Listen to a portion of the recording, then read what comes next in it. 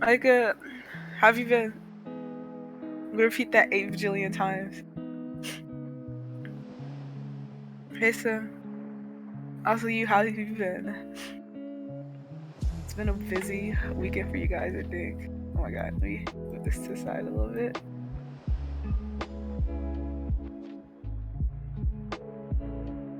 Hey, Michaela.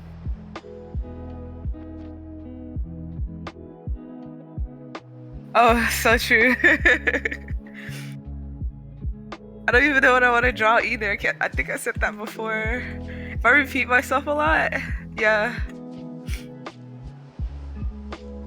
I kind of want to draw some head cages because I think those look cool. So maybe I'll just draw some busts of head cages, like really slowly, if you guys don't mind. I've also forgotten how to draw in these last 2 weeks. It's been a little bit frustrating, but thank God I'm like a hobbyist. I have a couple commissions I should get around to, and like a couple old things I need to get around to. But thank God I'm a hobbyist and this isn't my job. Because I would have lost my mind. Okay, hold on. Yeah. Once I got a job, I was like, I'm too tired to do anything. Let's see. Alright.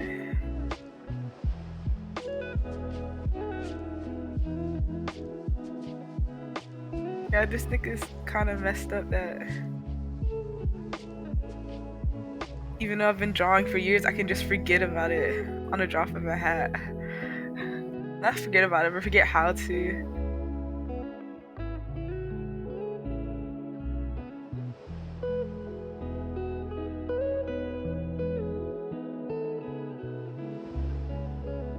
You know, I kind of want to work at a library or a bookstore because I do like books.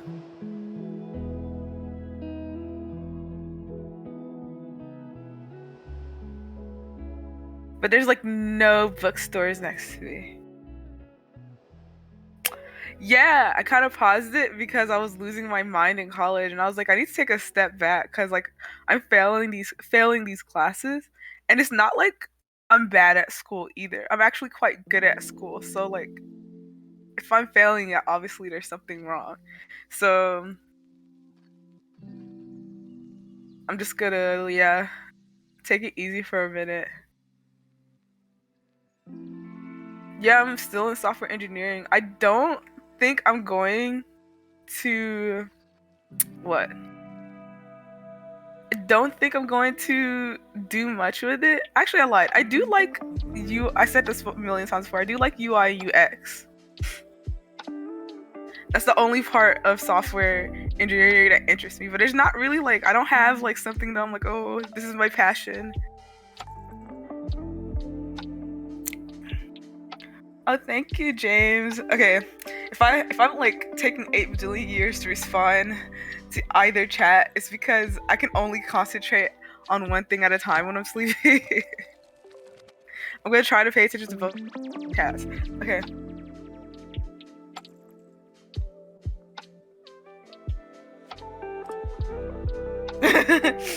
You see, the thing is, I don't want to do art stuff either. You know why I started drawing? Because I watched too much Vocaloid. I say I watched too much Vocaloid, like it's a show. I watched too many Vocaloid videos, and it like injected a brain worm into me, and I was like, I want to draw Miku. It was actually Ren, I think, at first. I really loved Ren.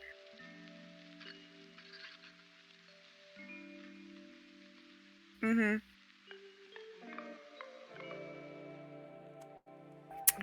Um. Okay. We're gonna try our best with these head cages.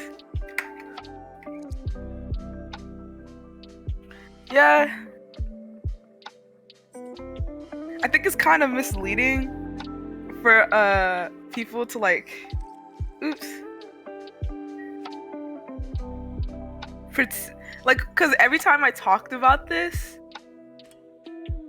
people would be like, well, there's so many different majors, there has to be something that I'm like, okay, just because something fits me doesn't mean I'm gonna like it. Like There's a lot of things I could do.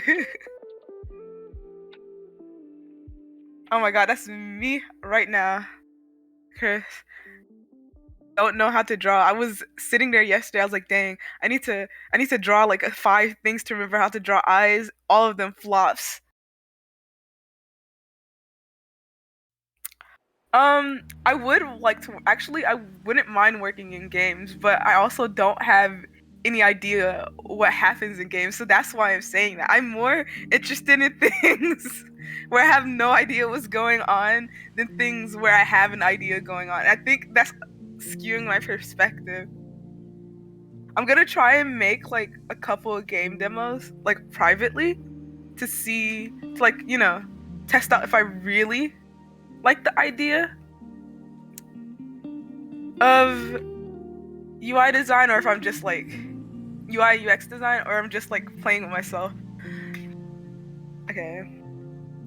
Let me see if I can get like bird cage out here.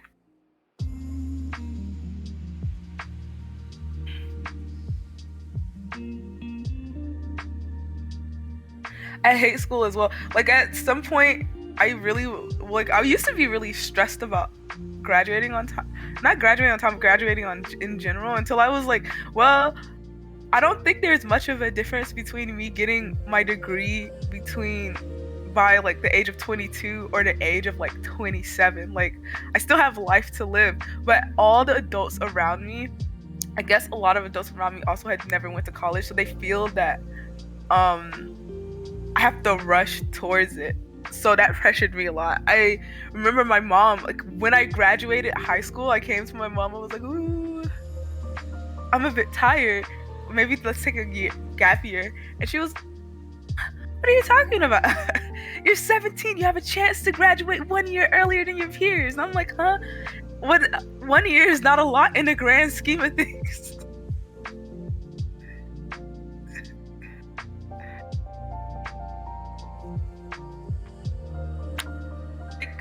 Doing research and surveys though was always my favorite part of doing the projects I did in school.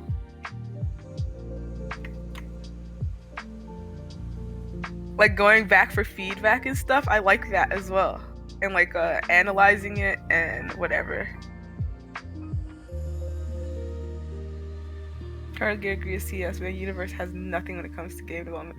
Well, yeah, I was about to say like a computer science degree should still pretty much help with a game design thing, because the computer science is like pretty broad. As long as you like cater your portfolio to be more game oriented, you should be fine. Oh my god, I'll never go to graduate school. I remember like I considered being a doctor because I could if I wanted to. Like that's the thing. I don't even like how I did these heads. Let's start over. I could if I wanted to, but I was like, I'm not going to school for 10 years. And I was talking to my other friends who had parents that were like pressuring them to be a doctor or a lawyer. And I found out in some other countries, you don't have to go to like school that long, as long as in the US, to be a doctor. And I think that might have skewed like my parents' concept of getting like a medical degree. Because I'm like, I know you're not looking at me if you're saying I'm going to go to higher education for more than, like, it's just not for me. I'm shaking and crying at 4 years. Did I graduate in COVID? Well, COVID like intersected. It was so funny. Okay, because the semester I lied to my mom. I was like, I can't do this anymore. I'm stressed out. So I lied to my mom and I said, I'm going to my classes, but I actually wasn't. Okay. And that same semester, COVID hit. I mean, I was still miserable because I don't like staying inside. I mean, I do like staying inside all day, but I don't like feeding into that because, like, it messes up your mental health. And also, like, I was extra broke because of course, like, the economy is not going to be great if everyone has to be inside.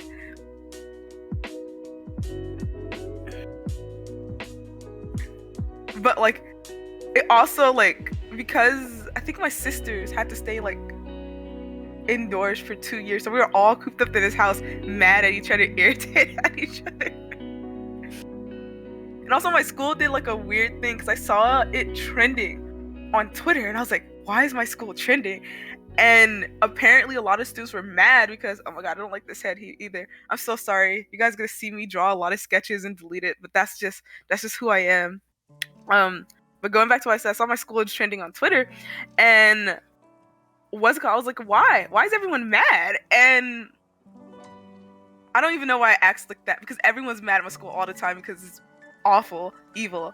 But like, I found out they changed a lot of physical classes into online ones without like notifying the students, and they always do that. They always make like these huge changes without notifying anyone. And they'll be like, we emailed you. You go into your email, there's no email. Incredibly shady. It's never a good thing, and that's why I was a little scared.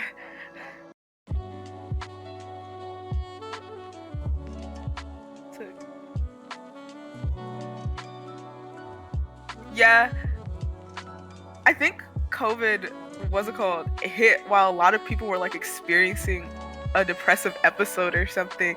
I say or something. That's exactly what I was experiencing. So like it just kind of things took turn for the worse.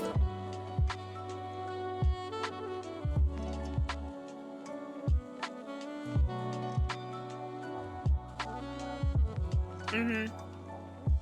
I feel really bad for the little kids because once once I just need a new pen. That's just what it is. I'm like suffering.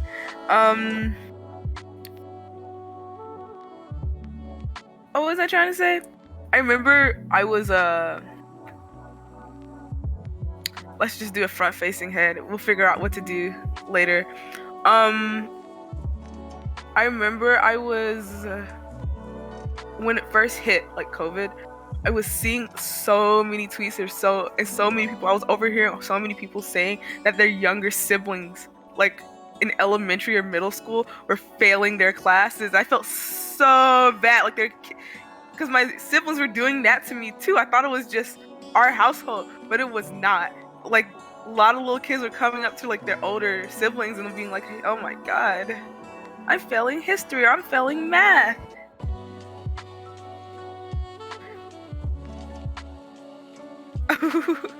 I also don't like this head. Okay, we're gonna stick with it. No, we're not.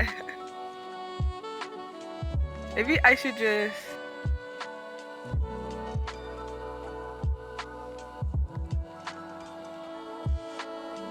I'm struggling out here.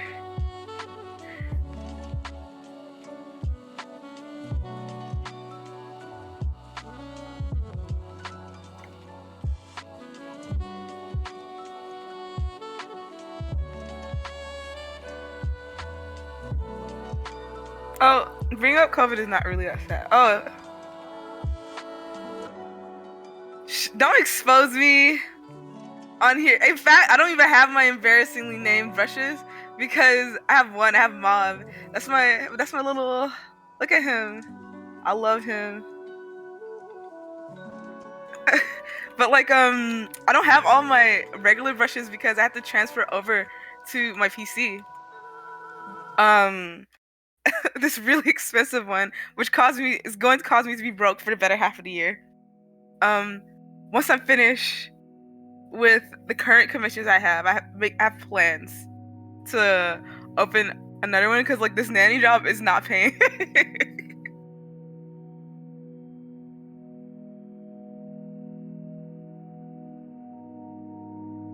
I'm actually not the one that named these pencils. I don't even know where I got these pencils from.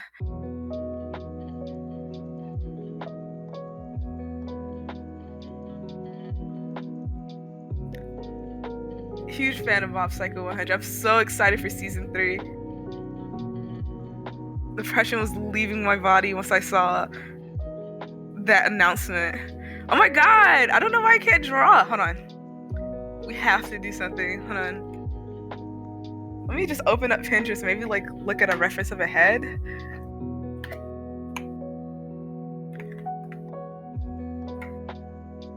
Okay. I guess we could do something with butterflies. Hold on.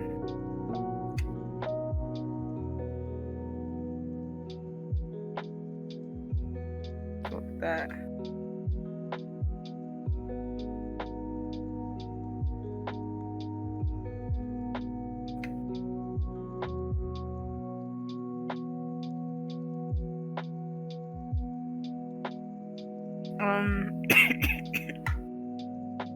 Hello.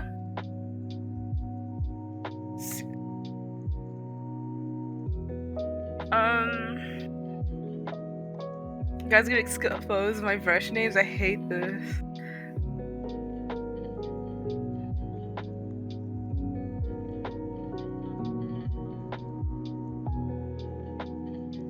Oh my god, hold on. I'm gonna get through this.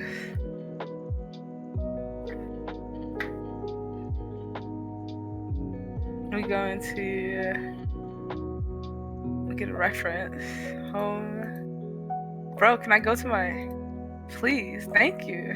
Okay. Okay, so... Just because I'm exposing it to the public doesn't mean you get a point.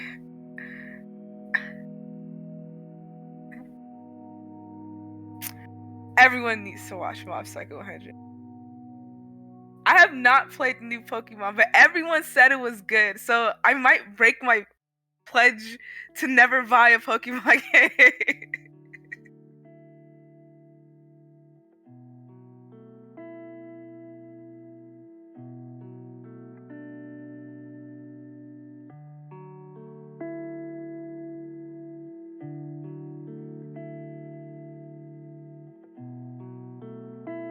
I don't even know why. I do know why, because I remember I was like 8 years old. I was watching Pokemon on the TV. My cousins was like, ha ha ha, you're watching Pokemon like a little kid? And I was like, but I am a little kid. And I was like, then fine, I'm not gonna do anything Pokemon related ever again.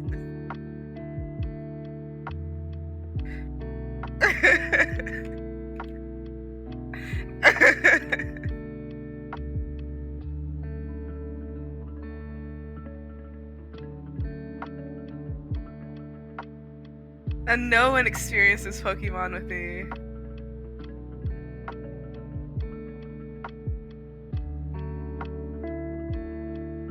Oh my god.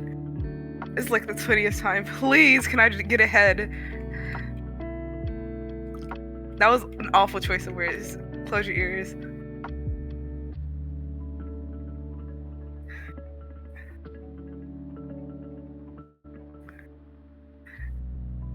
I said close them.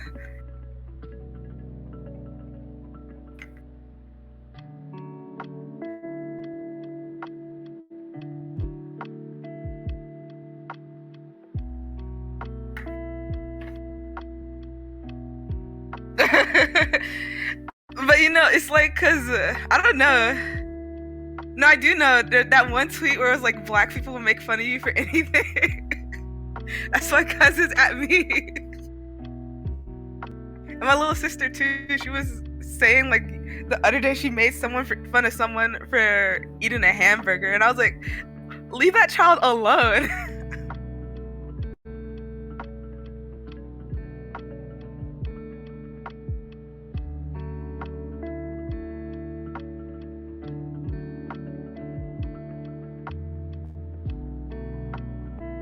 The thing is, they were also like teenagers, so it's like I can't hold them.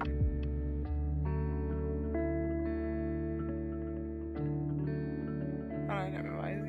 I'm getting somebody was watching. Pokemon is full of badass little kids because my mom would never.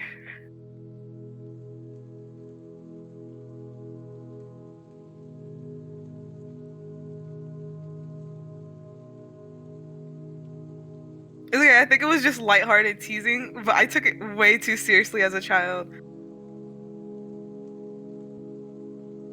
This is the wrong brush.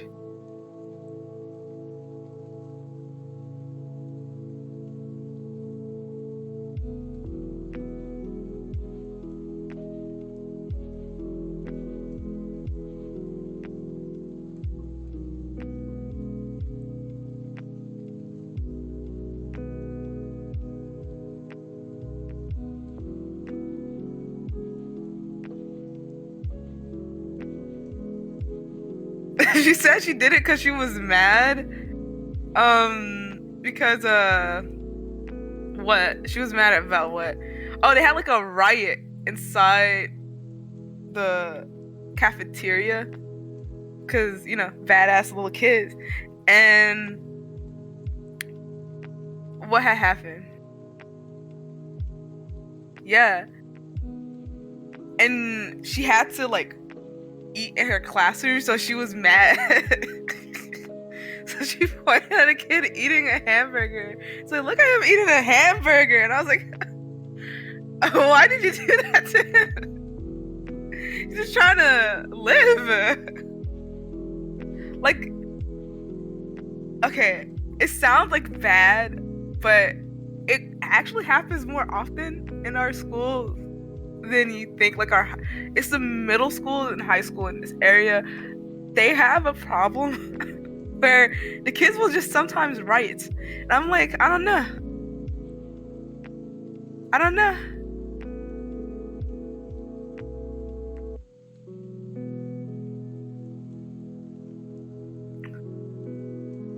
It's a public school. I don't go to a private school. We don't got money for that.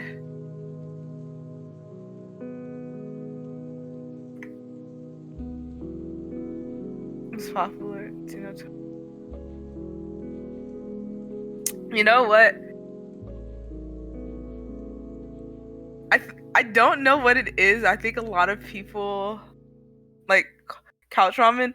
I think a lot of people like make fun of kids for having like taste in children's thing, because I remember my sister also went to France and she was watching something and they were like, haha, you're watching a child show, and I was like, she is 9 years old, like let her watch her cartoons. And they were like, oh, we forgot because she just talks in such a manner that it doesn't sound childish at all. And I'm like, well, just because she has some vocabulary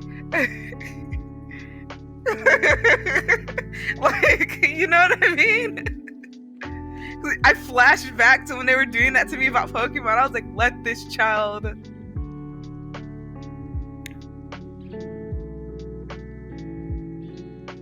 school. This is why I'm never gonna give teachers the room in my school to be, because like what they do every year, they think I won't catch on. They go like, this is the worst generation of children that we have to teach ever to every kid, every group of kids, to make them feel bad. But like now if they try to do it to my sister, I'll be like, no, we had riots inside the cafeteria too. I mean, I wasn't rioting because I don't have that type of energy.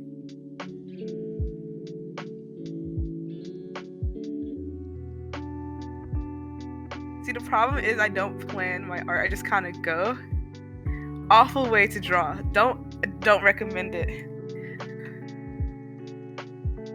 That's why you never see any coordinated pieces for me or anything finished, because I don't plan what I want to do.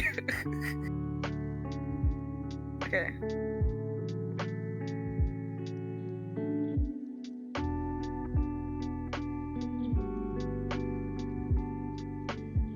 Bye? Okay. Just to Twitch? Oh, then I guess like to the Twitch chat. Bye. So I was about to take over.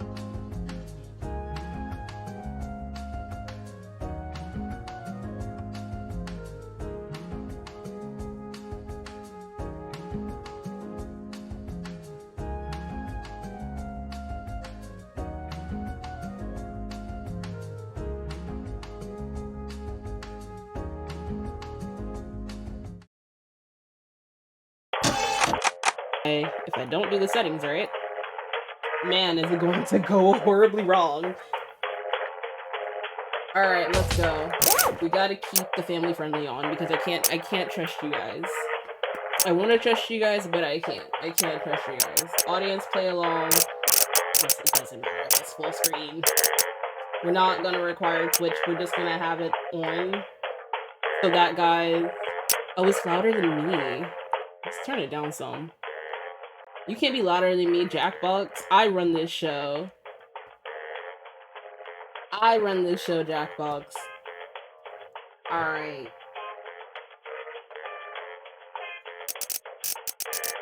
Alright.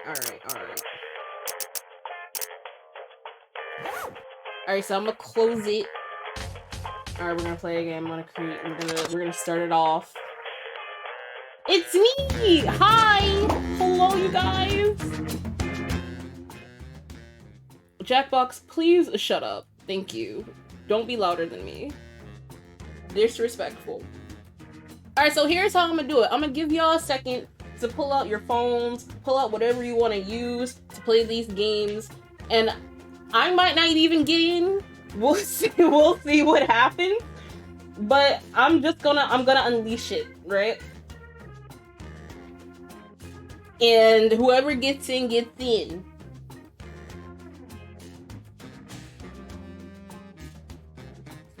That's how we gonna do it. So we're gonna probably do a round of Quiplash, and then a round of something else. Then we're gonna do a little bit of Gartic phone.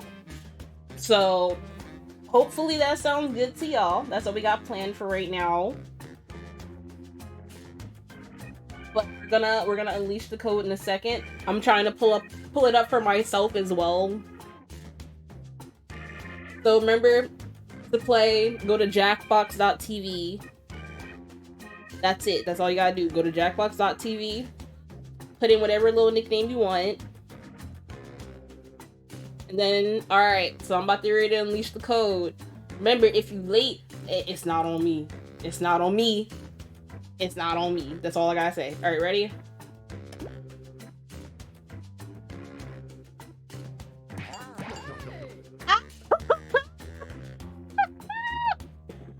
Go! Get in while you can. Get in. You better hurry up and get in. There's there's 2 spots left. Who's gonna take it? 1 spot left. Who's gonna take it? Who is BCM Mouse? Excuse you? I feel like the game is like fighting right now. I feel like the game is like it's like fighting right now. Alright, so whoever else puts in the code late, then it is what it is. It is what it is. It is what it is. But alright, are we ready? We're gonna get ready to start.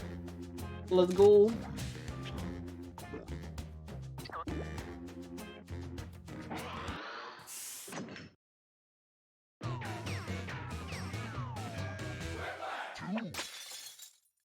Schmitty here. My trick knee is acting up again, which means there's a quiplash a brewing. Oh, this is going to be one for the books. I can feel it. Remember, anybody can join the audience at any point during the game.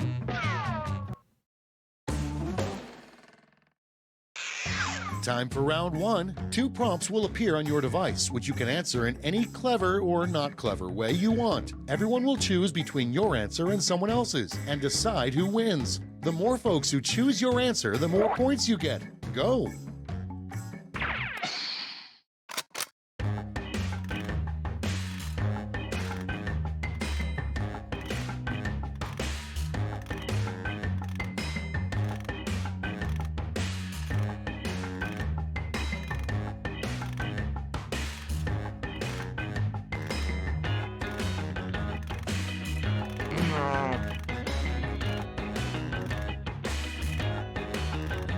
Now I know I shouldn't be silent. I should be chatting with you guys as I'm doing this.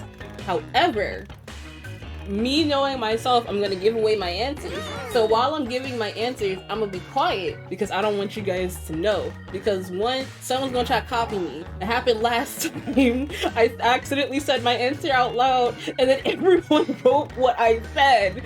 So We're gonna try to avoid that this year. And I'm not gonna do that. But it's okay. It's okay. It's fine. It's fine.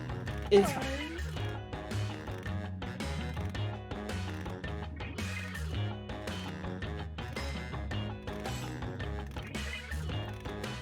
And also, if there are people talking in Twitch chat and in the Discord, if I don't happen to get to you if I don't get to you right away, know that I'm not ignoring you. I am trying to both screen share on Discord and make sure the Twitch stream is running at the same time, so forgive me if I don't get to you. Oops, someone forgot to give an answer. Uh-oh. Okay, it's time for some quiplashing. Uh-oh. First off, a good way to get kicked out of a jazz band. Kicked out of a jazz band? Need a guitar. Now, why? Dog. Oh no, not couch ramen. They're calling people out by names now. Campaign slogan guaranteed to get you elected Vote on your devices. Wow. No more student debt. You know what? So true. You owe me guitar? No. No. Cut it out. No. No. No.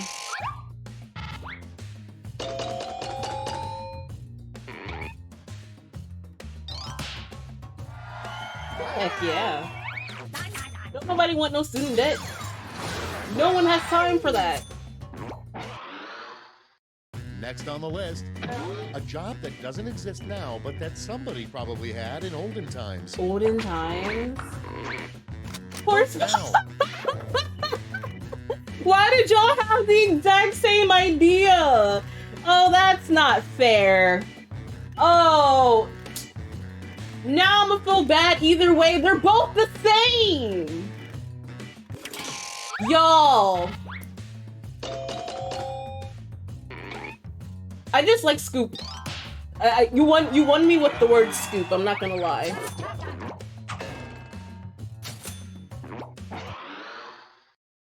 Your next prompt is a rejected name for a Crayola color. Oh. Get to voting. Yeah. Yeah. Yeah.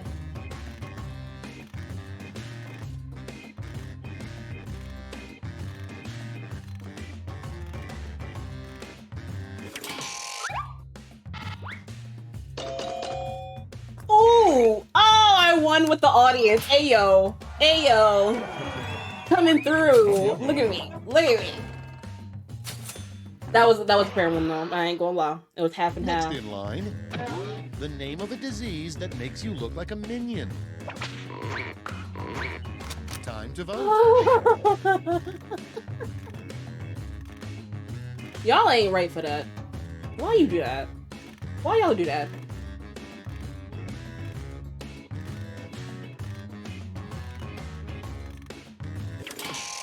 Y'all a mess.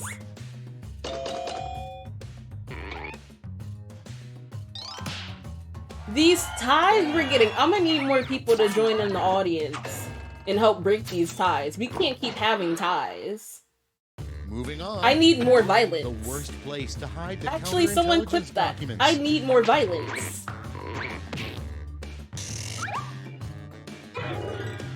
Couch ramen, what happened? You're giving people free wins. We can't do that. We need more violence. What's that smell? Vote away. Why? Why would y'all do that to Koi? Excuse you? Did y'all call Koi stinky?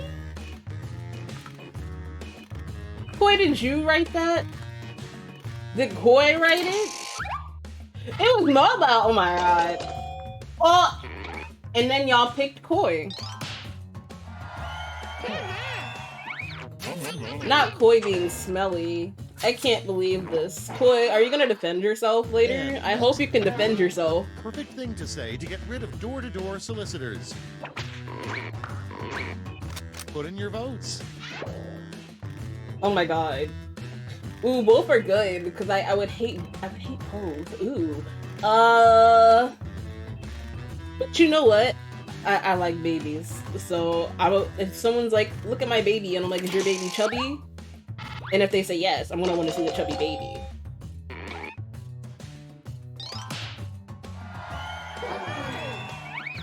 Can I drop the clip in chat? Drop it in, yeah, actually you might be able to. Go ahead and try, and if it doesn't work, then... Let's take a look at the scores. We'll figure it out. There you go.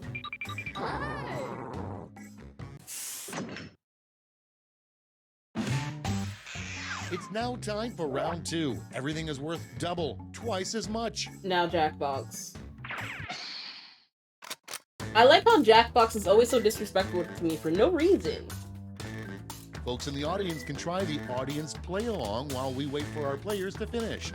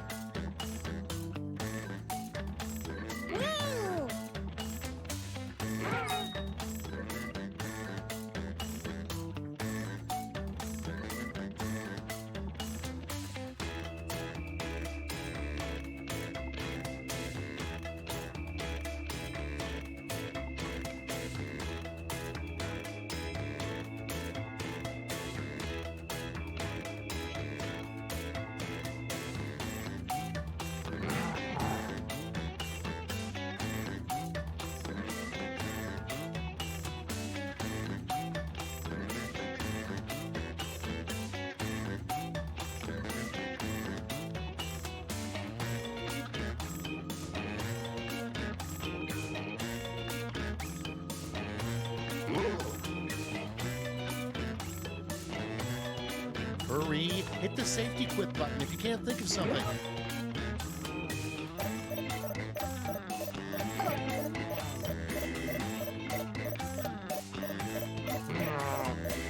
My answer is all fuck for this one, I'm not gonna lie. I really sat here struggling, y'all. I can't believe Cool, this. let's see what's what. First up, your fishing trip with your father was going great until he set down his rod, turned his head, and said blank. Okay, pick your favorite quip now.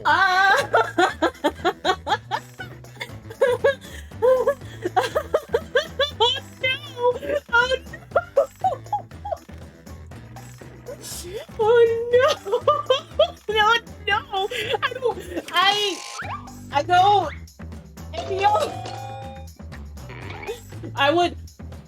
I'm not gonna lie, I had a hard time picking. I'm not gonna lie, because Ayo.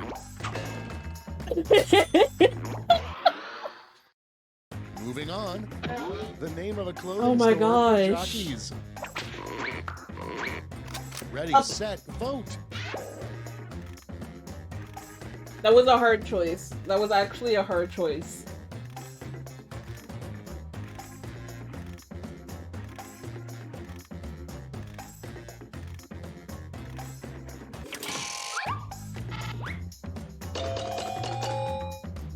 I like Sakis. I thought that would be a fun word to say. Like, where are you going? Sakis. Hey yo, couch ramen. Okay, next one. Oh. The worst children's game, Hungry Hungry Blank. Okay, vote. Hornet? Hornet. Really? Really? Hornets? And the other one? I'm not even gonna comment on the other one. I'm not even gonna comment on the other one. I'm gonna focus on Hornets.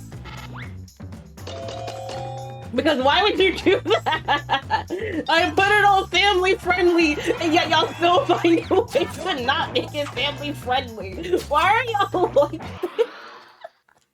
And next is Oh no, now my Get Well stomach card for someone hurts. injured by a robot. It's voting time. Oh god.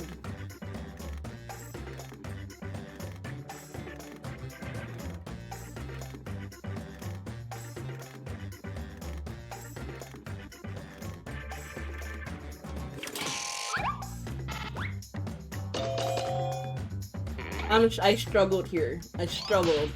I struggled the whole time, I'm not even gonna lie.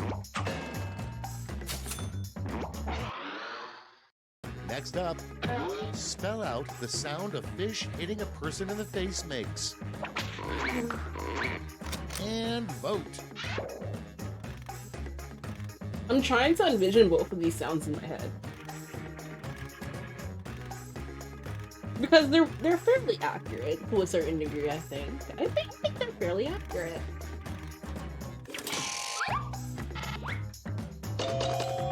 Ooh. Oh. The plaque wins.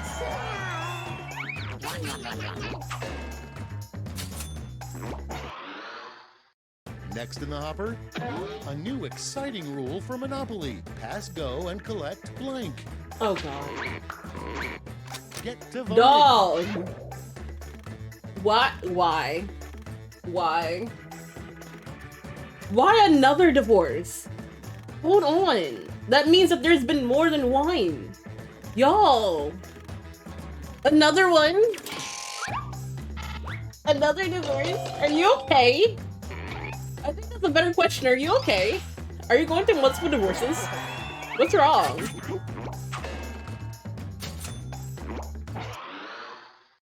Next prompt. The hardest part of living forever. It's voting time.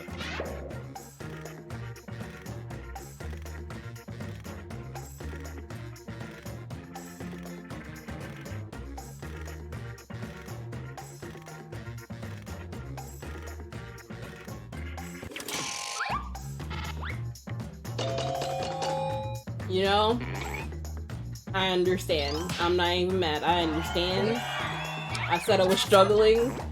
It just... Dang, you quick-flashed me. Oh, God.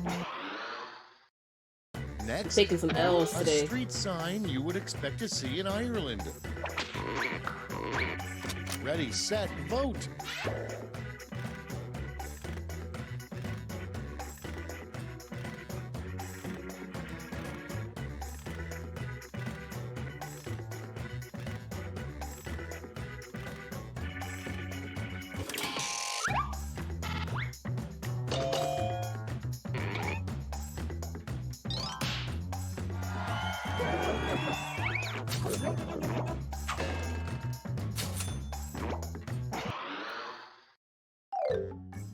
Round 2 is through. Let's see what it did to the scores.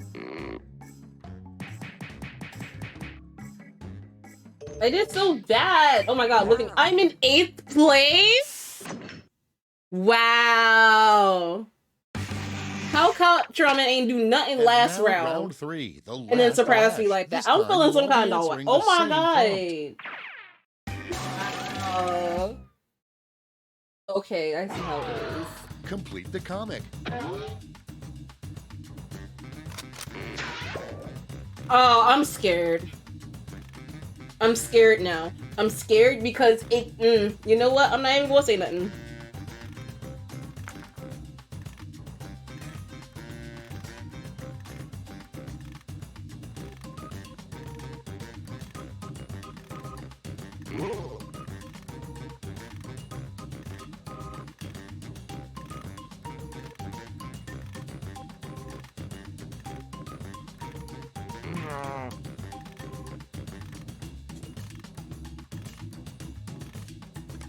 I am not sorry for my answer because we all knew it was coming, and you know, just gonna have to live with it,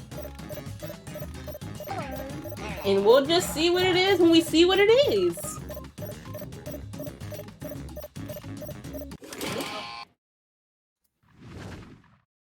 We're ready to look. It's round 3, so you've got 3 medals to award. A gold, a silver, and a bronze. Make your picks. I should have prepared. I should have. No, actually, I was prepared. But at the same time, I wasn't.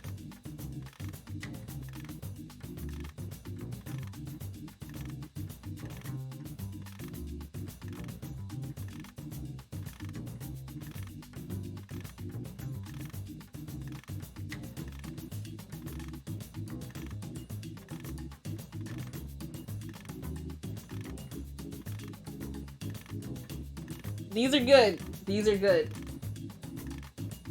These are good. This was hard, but it was good. Great, let's see where those medals ended up. Bronze. Show me the silver. And finally, gold. Let's translate that into points. I should not have gotten that many points. I feel ashamed. My mom probably watching. If she is, I'm sorry. No, I'm not. I got it from you.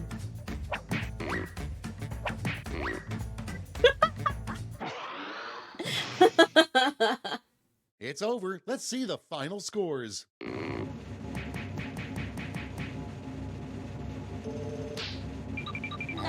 Oh, that's right. Second place. Well, it'll do. Cool, you won! Oh my god. Koi, you absolute legend. I can't believe you won that. Koi the winner. Let's go. Let's go. That was a good round. That was a good round. That was a good round. That was actually a really good round. Alright. We gonna keep moving. We gonna keep moving. We got some things to do, some games to play. We're gonna keep going. Okay? Because I know that people really like Gartic Phone. Gartic Phone could take the longest, so we're gonna do one more Jackbox game, and then we're gonna move into Gartic Phone.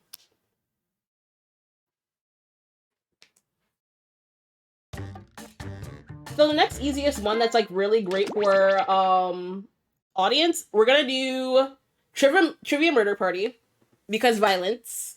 I like violence. We're going into it. We're getting into the violence today.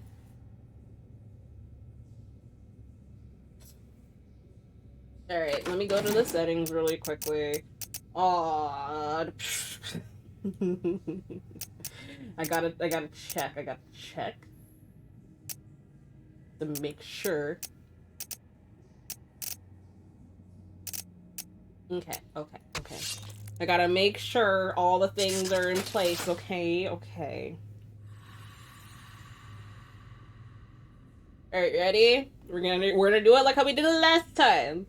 I'ma unleash it, and then we just gonna go. Okay?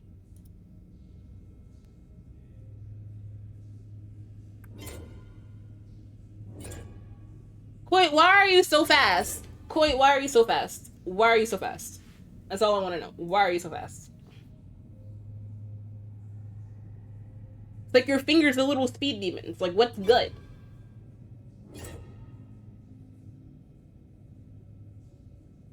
Y'all better hurry up. There's only 2 spots left, and I don't know who is trying to fight for it right now, but I see the game slightly lagging because people are like fighting to get in.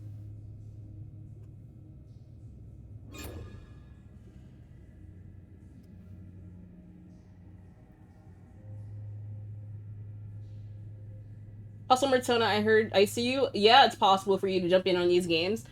I see that you already joined, but yeah, absolutely. If you're watching on Twitch and you want to play, absolutely. If you see the code, hurry up and hop in. This is open for everybody to join. Ayo, let's go. Let's do it. Everybody's in, ready to go. Again, if you want to join audience, you can. You absolutely can.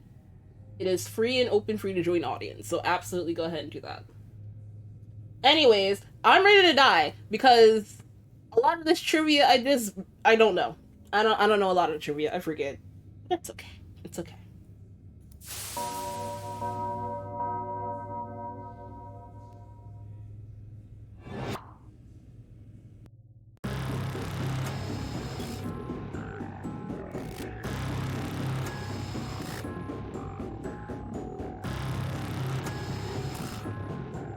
I like when I'm a little gray sad. Yes, there is a warning for flashing in the game. So just, you know, like, be aware of that. It has effects like how it would, like a horror game, horror movie, anything like that. So just stay aware. Come on, wake up. Hey, welcome to Trivia Not them Night. calling me a cow. A of pain and judgment. Disrespectful. But it's also a night that has the mantra, live, laugh, love, die. I'm going to ask you a bunch of trivia questions. If you get a question wrong, you have to fight for your life in one of my super fun mini-games. If you do badly in the mini-game, I'll kill you. But don't worry, Ghost can still win the game. When one player is left alive, we'll go to the final round where the living and dead compete to see who can escape first. Oh, and hey, look, we've got an audience playing along too. Tell you Hey, what, we got one at the end person of in the game, audience. If the audience has less money than the player who wins, everyone in the audience dies. How's that for brand engagement? Why are they Am I showing my parts are over-explaining dead? this? I'm so the last sorry. group was super dumb. Let's just get into it. Okay now, first question. Which fruit comes in a Jubilee variety?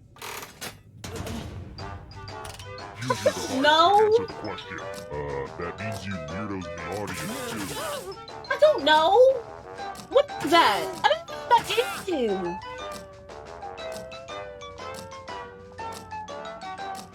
I'm gonna just say orange.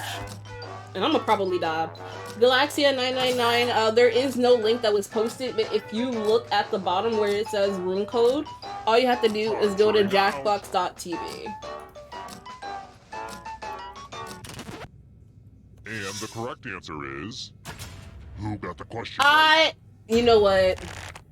How did only one person get it? We're all dying. You know what? Yeah, we're all in this together. We're all in this together. We are all in this together. To the killing floor. Just like they said in High School Musical, we're all in this together. Let's play the finger cutting game. I hate this. This one's a little ooky. Just choose one of your fingers to cut off. It's I'm hard to mad. mess this one up. How did we all die? How did almost all of us die immediately? I'm taking off my middle finger. So that way I can just put it up and having it be an internal FU. I'm sad. I'm so sad. Pick a... You gotta pick one. It doesn't matter which one. You gotta pick one.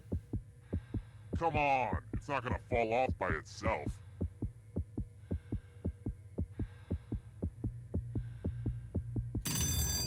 Thanks for the fingers, everyone. I'll just assume they're all here and accounted for. Nice try, cheaters. Oh, Kyle Trauma, you did. You didn't pick a finger, so now you gotta die. And boo, you're a ghost. But don't go into the light just yet. Ghosts can still win. I'd take a picture of you, but I know it turned out poorly.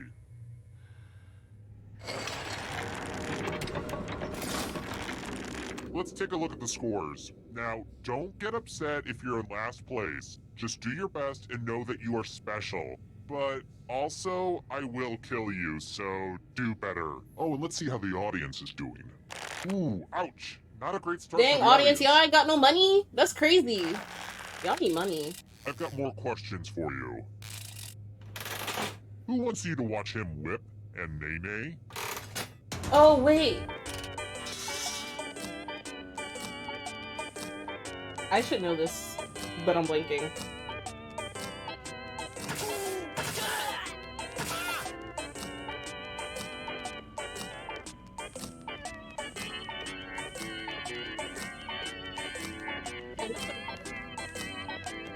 I can't answer it.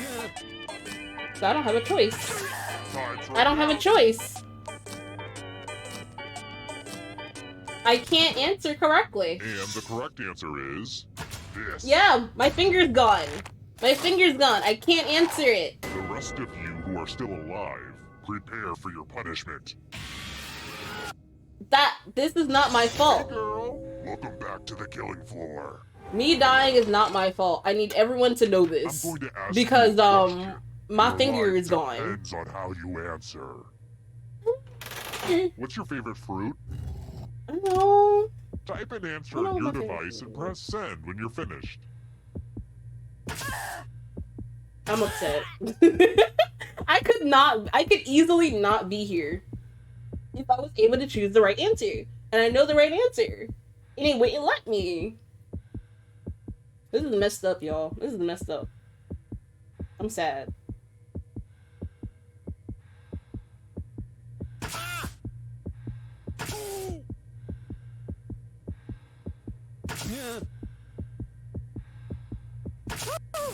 Now everyone gets to vote. I want you to pick the answer that you hate the most. Hey. Whoever wrote the answer with the most votes. Now, you dies. know what? Who's calling themselves a fruit? Pick the answer that makes you go. Who did that? Shall not pass. I feel like I don't know who it is. Yes, I do. I feel like I know who said me. The votes are in. Don't worry, this work is just ahead of its time. Okay, I'm not gonna lie. Fruit is fun. Calling yourself a fruit is funny. That is funny. However, Here's your scores, my little dumplings. you gotta die for that one. Here's another one. Oh shoot, I forgot to ask you guys if you were allergic to anything. Sorry about that. Anywho, who discovered penicillin? I don't know. Why would I know this right off the top of my head? I don't know. I hate this. Why would I know this answer? I don't freaking know. This is called the guessing game now. Because, like, that's all I'm doing besides for the last Who one. picked this one? Of course I didn't. Of course I didn't pick that. Let's play a game. I'm in pain. Now I'd like you to make some art. Make me feel something. Tea party. What does that even mean? Draw this thing as best as you can and press send when you're finished.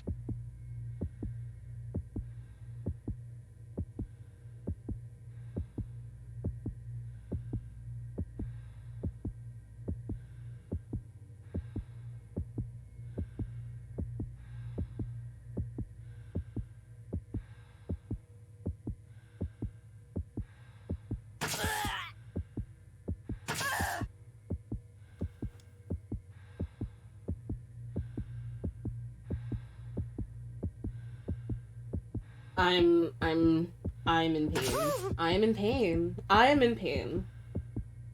Why did I do this? Now everyone gets to vote. Pick the drawing that you hate the most.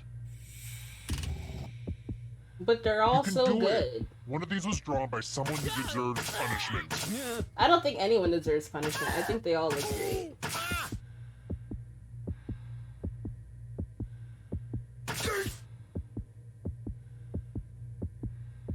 I like the little smiley face at the end. Like it's just like a happy little key has like a birthday gift. Like it's their birthday. It's like today is the day I was turned into a key. The votes are in. It's time to punish the artist. R.I.P. BCM Cat. R.I.P. I was going to put all the drawings on my fridge, but after yours, I decided I don't hate my fridge that much. Dang. How am I not dead? Score, audience.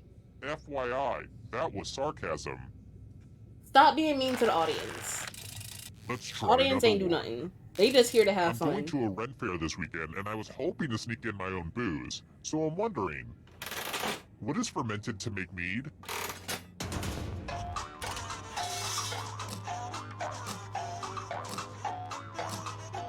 Make music?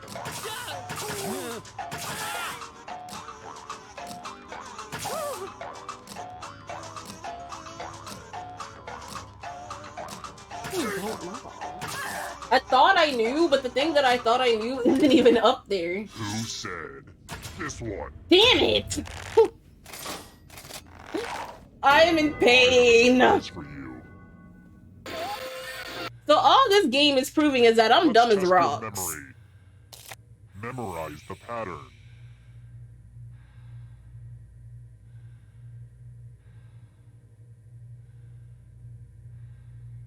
And done. Sorry to do this in the middle of a minigame, but I need to do my relaxation exercises. Breathe in, breathe out. Breathe in, breathe out. Ah, yes, that's good. That helps center me. From left to right, what was the order of the weapons? Ooh. The person with the worst memory will die.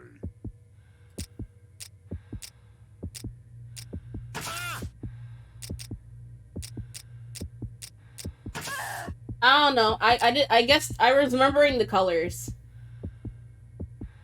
I was remembering the colors. I don't remember the weapons. Here's the Oh pattern well. again, folks. How did you do? Horribly.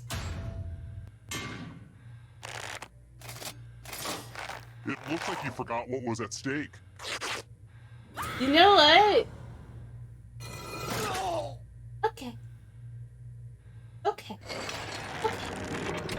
That's fine. I'll take the L. I'll take that death. I'll die. It's fine. Alright, next question. R.I.P. to me, I guess. Which band is not composed of brothers? I don't know. It doesn't even matter, I'm dead. Being dead is great. It doesn't matter what I pick anymore. I love being dead. This is amazing.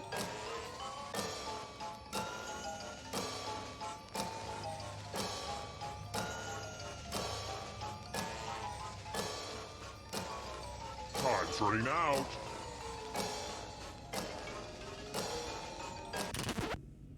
Who picked this? Let's go someplace I'm already fun. dead. It doesn't matter. I don't care. I don't care. Ugh, look at this mess. I spilled blood all over my favorite piece of art. Eat your heart out, Jackson Pollock. Memorize the pattern of blood. Wow, Sim, not you betting on me losing. Like, I thought we were friends. But you know what? True friendship also Alright, is remembering that I'm a dumbass. I don't remember these things. Nor would I know these saucepan, things. melt the chocolate. Add peanut butter and mix until smooth. Remove from heat, add cereal, and stir until coated. Pour powdered sugar and cereal into large plastic bag and shake until well coated. Serve and enjoy. Anyway, reproduce the pattern on your device by tapping on all the spaces that were red. Then press submit when you're done. The person who is furthest from the pattern will die. That's crazy. Anyways, good luck to you guys. I don't need to remember because I wasn't even looking. I'm looking at chat. Hi chat. I hope you guys are having a good day. And enjoying the last day of the gala. Which is about to be over in a few hours. That's Again, sad. And here's what you did.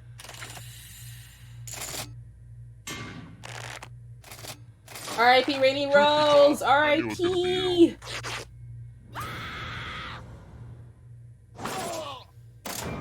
Oh my god, not them stabbing you. Oof.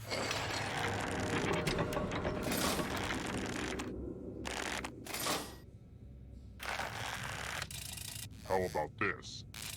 I know this because it's tattooed on my inner thigh. What's the name of Rainbow Bright's flying horse?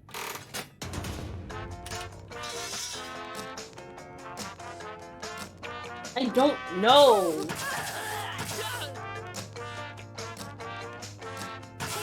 Why would I why would I know? Why would I know? Who said this one? Oh, it was right. I guessed. It's the one that made the most sense to me. I just went for what I think made sense. Oh boy, everybody loves math. Answer as many math questions as you can. Oh, have fun doing math. It couldn't be me. Couldn't be. Dies. Could not be me. Have fun doing math. Math. Y'all better go faster. You going a little too slow for my liking. Go faster. Oh no, Keep shining, Crystal. you beautiful diamonds. Oh no. Oh. Ooh. Oh.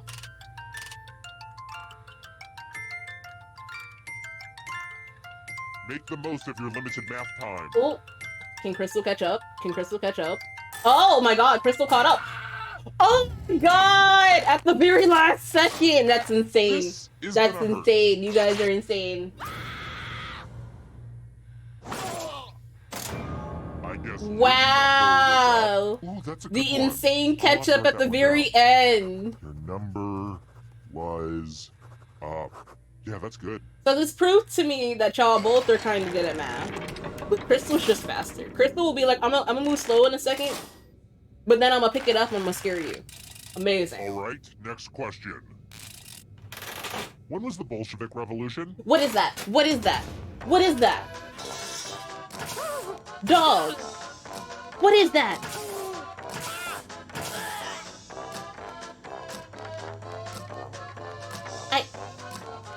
I don't know what it... It's a good thing I don't have a cam on, because you guys would just see my face just completely in disbelief. And the correct answer is this one.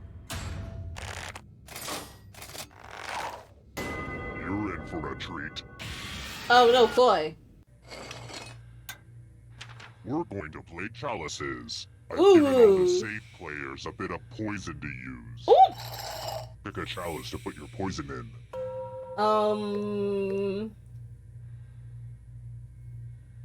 I'm going to go for the one that I believe is koi aesthetic. And I'm not saying which it Okey-dokey, is. it's your turn to play. Pick a chalice to drink from. These chalices are all pretty sweet. Hope it tasted good. Now let's see what everyone drank. What? How did you skirt death like that? What? How did you do no that? one drank any poison. That's what I get for allowing any chance of survival in this game. How did you do that?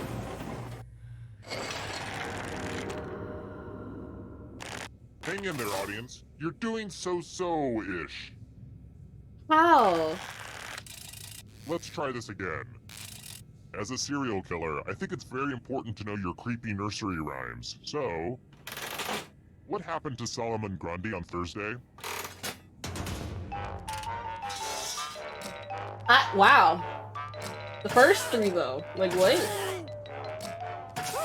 But I still don't know the answer.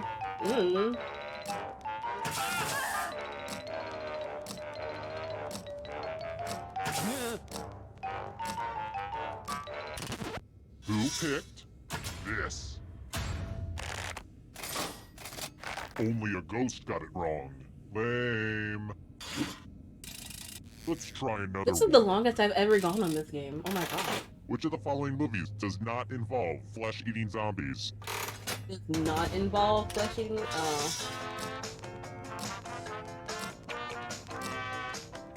I don't know.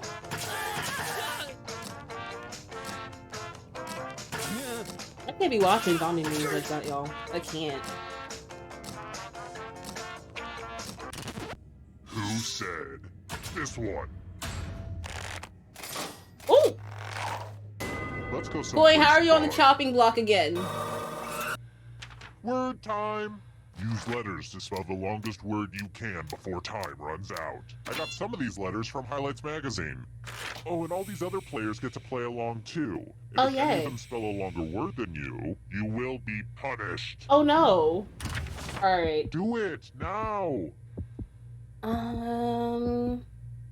By the way, the letters don't have to be touching. And don't forget to press submit when you're done.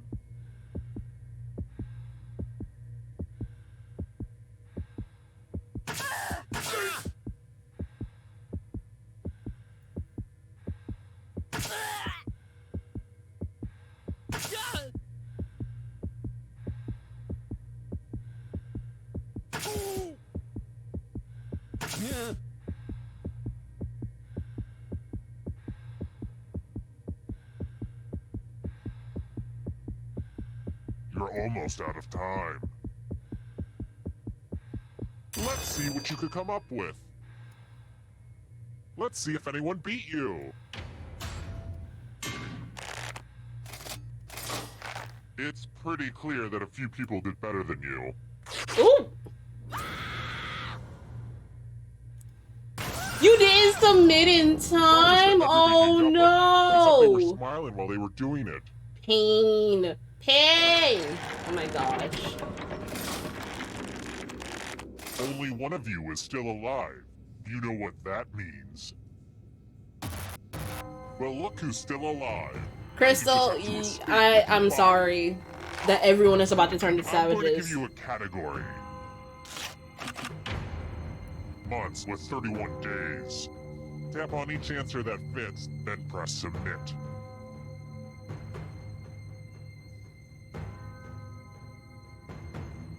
Let's see the right answers. There's only one. Yeah. You move forward one space for every correct answer. You're getting real close to the exit. Oh, did I mention that all the other ghosts get to play too? If a ghost catches up to you, then they will steal your body. Then they can escape and win the game. Here's everyone's next question. And ghosts get a third choice to help them catch up to you. I don't know. I don't know. I don't know. I'm letting everyone know that I don't know. I don't know. Nothing. Do I know about the dinosaurs? No. Should I know about the dinosaurs? Maybe. But do I? No.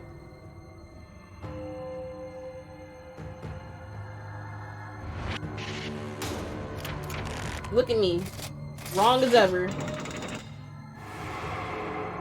Here's another one. Types of cheese. Wait, I do know this one. Hold on. I think. I might be wrong. But I think I feel like I know. Maybe.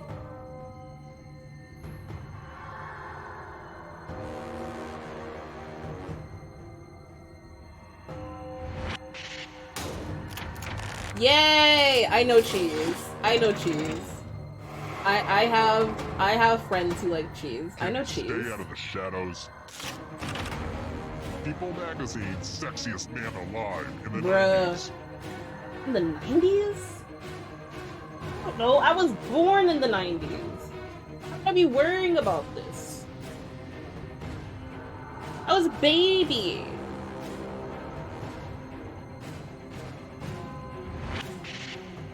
Of course I don't know this answer. The heck?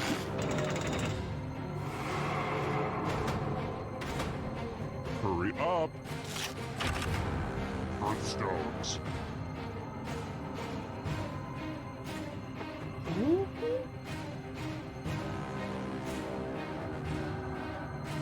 Wait, I feel like, oh. Hey, yo, yeah! I be knowing my astrology stuff, y'all. I do know that. I do know that a little bit. Books authored by Donald Trump. Ow! Not during Black History Month. Now, hold up. Disrespectful.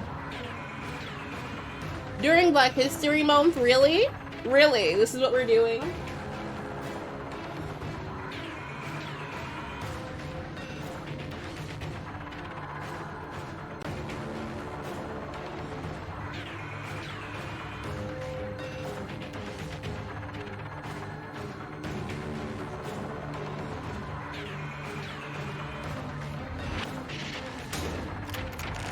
I don't care. I said no. Almost there. We are all literally hanging on for dear life. Now, you know what? Never mind.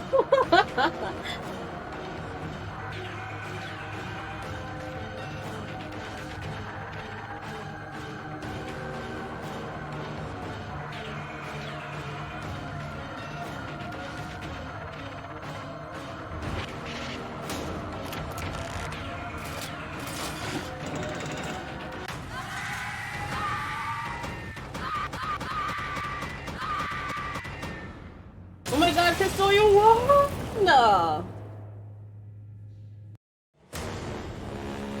Dang.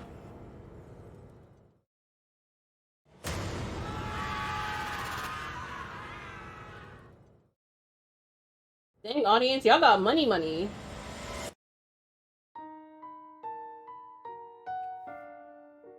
That was good.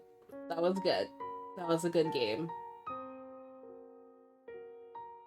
We died though, and that's sad. You know what that means? That means this trivia is whack. I do wish that you can choose what type of trivia you get. That would be great. Did I at least make like $1,000? I wasn't looking. Hey yo, look at me! With the 6K. Alright, we'll take those. Alright, that's enough Jackbox.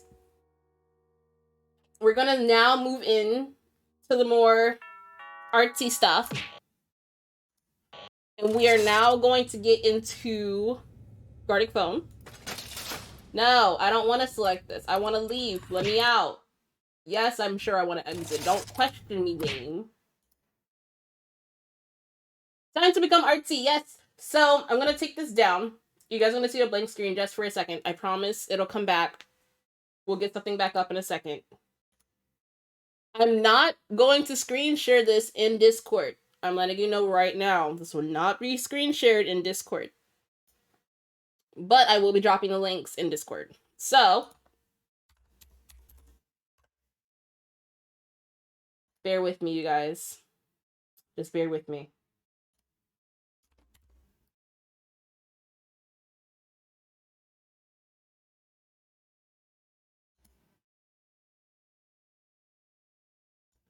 Alright, I'm gonna open it up. We're gonna have... Let's see. How much time do we have? We're gonna take in at least 10 people. Okay?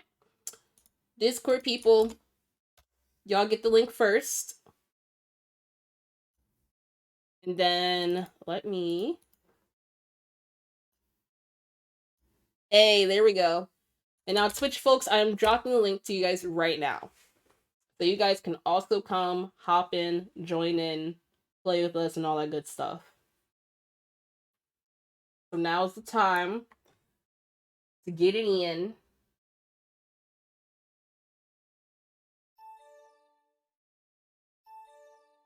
Y'all's better go as fast as you can. Let's see. What would be the best one? Not score. We'll do normal. We'll do a normal one.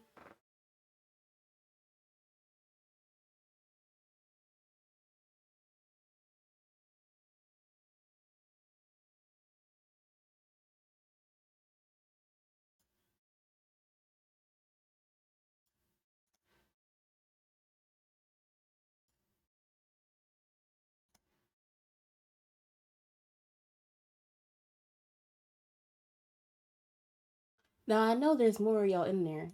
Get it in. Get it in, y'all. I see y'all in the Discord chat, and there's plenty of y'all watching. So y'all's best get it in. I don't care how badly you draw. I want to see it. I want to see it.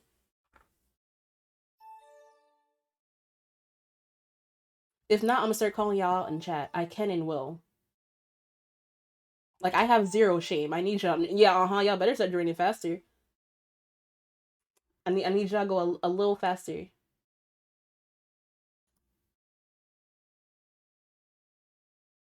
Like, I see y'all in chat. You gotta go.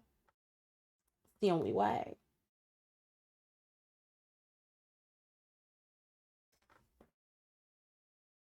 How many we were missing? 2? 2 for the 10? We need 2 more. This will probably be, we'll probably do just this last one. So this will be the last game, actually. This is actually going to be the last game.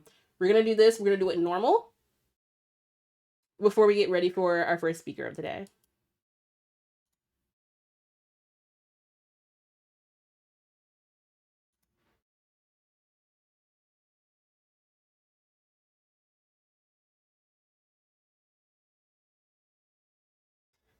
I genuinely thought there'd be a rush. This was the most voted for game to play. Everyone's too shy to join. Not some of y'all DMing me saying you're shy. Really? Come on now. We ain't gonna judge you. We ain't gonna judge you. It's okay. Just come on in. I don't bite. I don't bite hard. Let me rephrase that. I don't bite hard. I do bite.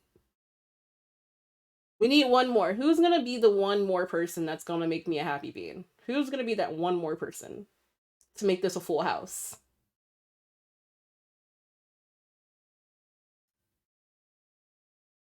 We just need just one. Just one. Cool. Yes, you can join in. You can join in. I think you can play on mobile.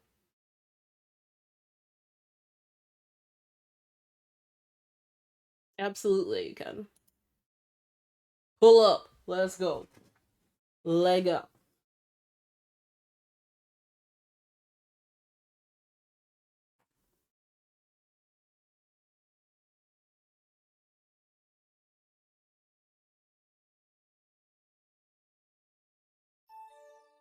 Let's go! Full house, full house, full house. Alright, let's do it. We're gonna do normal. This is gonna be the last game of the day. I'm drawing with my computer mouse, so if y'all are watching and you see my drawings are trash, that's anti-black. You can't do that. I'm letting you know that right now.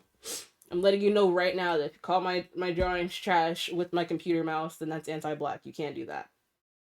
Anyways, alright. You on your tablet? Wow. I wish that were me. I'm just kidding. My tablet's been put away for months now. Ooh.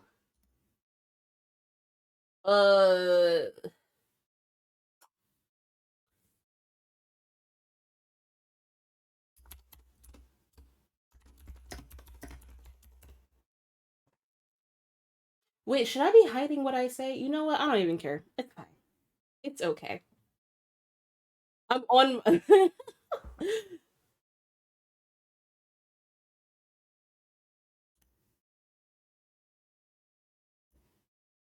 This will be fine. This is good. You know what?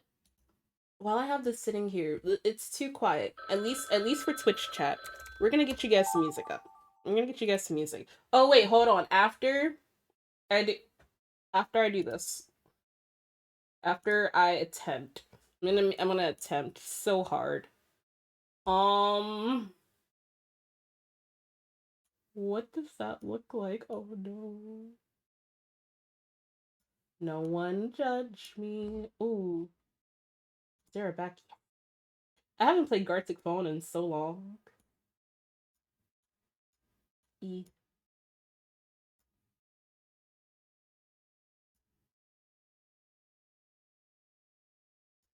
Oh, this is so bad. Oh no.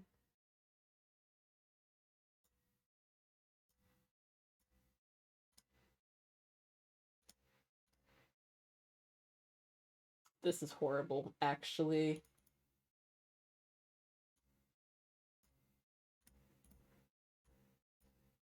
Yes. Look at that smile. Amazing.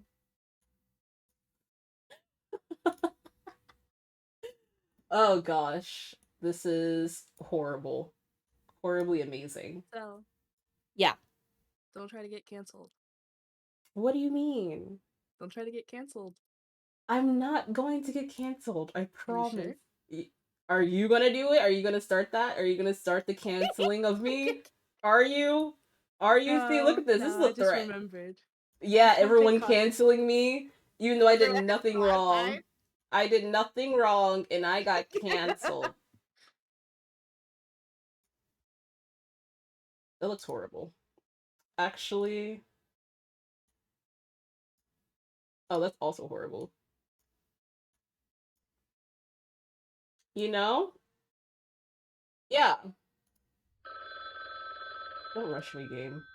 Actually, the game has all rights to rush me.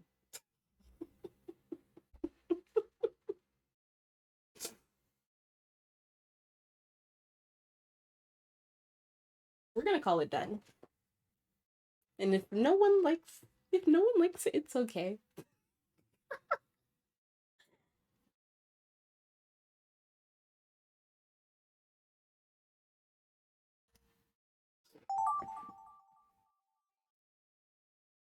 Hey yo, what? I just remembered that I had to mute myself on Discord. I didn't mute myself on Discord, but it's okay. Alright, y'all. So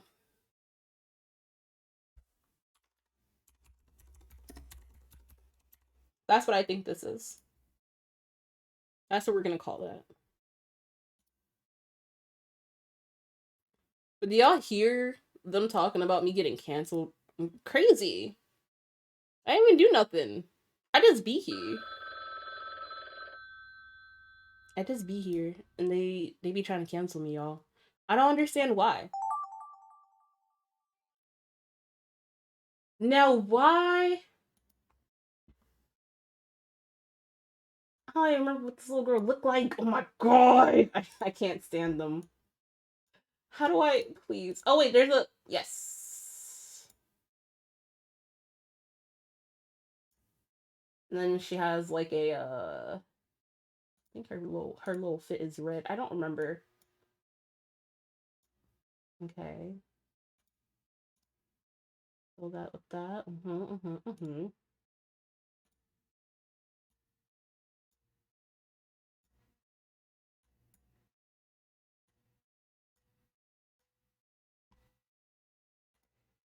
This is why. Why would they make something like so elaborate? Ooh, you know what? I'm gonna try to do like a little, yeah. Ooh, that's not really what I wanted, but you know what? I'm doing horrible right now. Oh my god.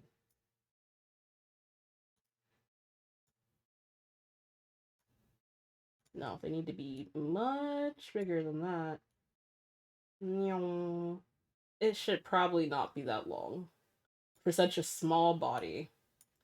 But it's okay. It's fine.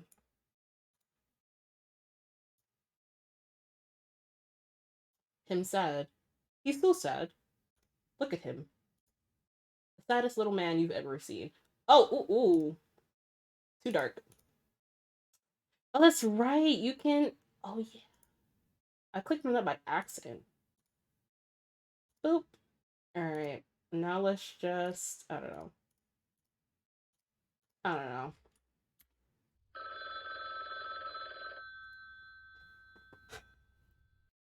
Here on this day, everyone is witnessing that I cannot draw with a computer mouse.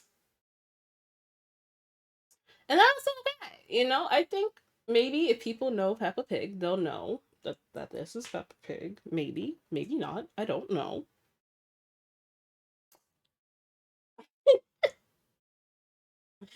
I'm trying so hard. Hey, what?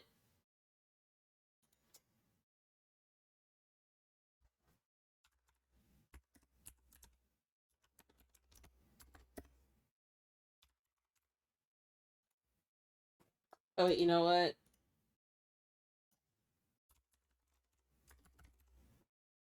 That's what I believe. It may not be much, but it's something. Yeah, that's me. That's me. That's how I be.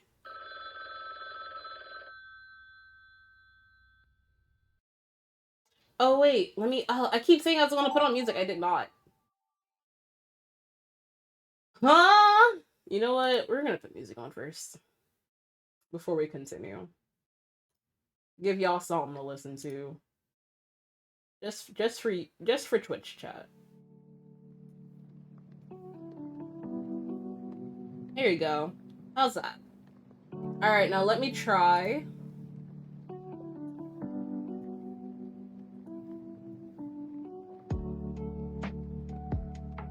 I'm gonna give him like some like.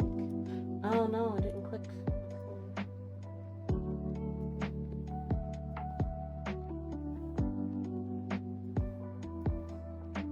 And then like.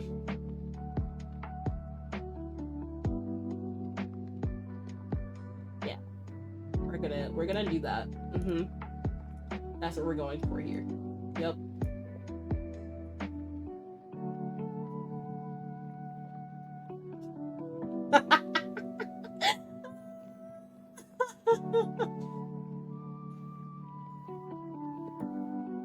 And then freaking, I don't know. Oh wait, that's horrible. You know what? It's just gonna have to be horrible. It's gonna have to be super heckin' bad because I forgot what a weapon looks like. Yeah. What am I doing? Why is my hand? This is how you can tell I have not drawn in months. Oh my god. Oh my god. Alright, y'all. I think this is a sign that I need to start drawing again because I'm losing touch. I'm losing touch so bad.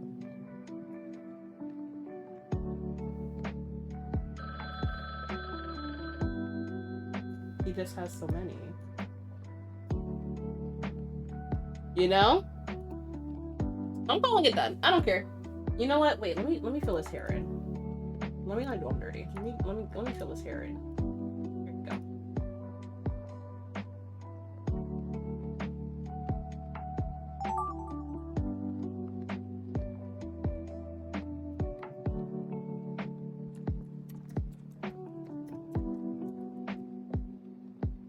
Yes. That is absolutely the right answer. This is the right answer. This is the right answer. 110%. This is the right answer.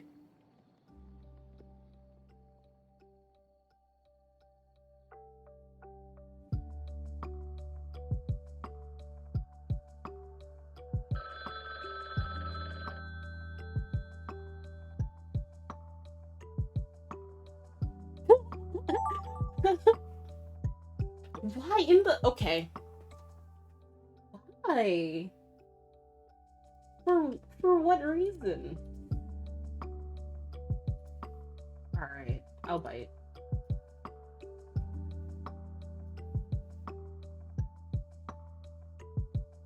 Ugh.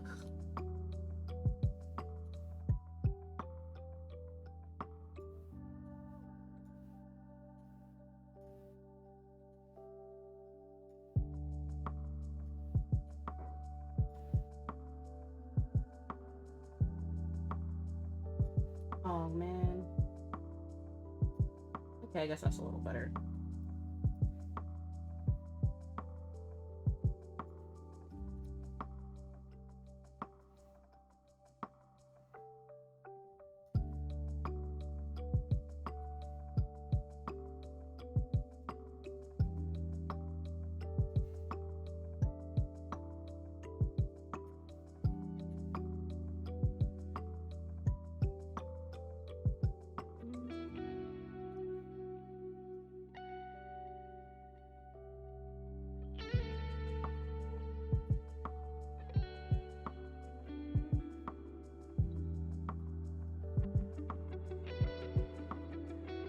You can tell I'm really focusing on this one, right? I'm really focusing. I want to do a good job. I want to try to impress everybody. I want to be like, guys, look at what I did. Look at what I draw. Look at what I drew. I don't like that circle.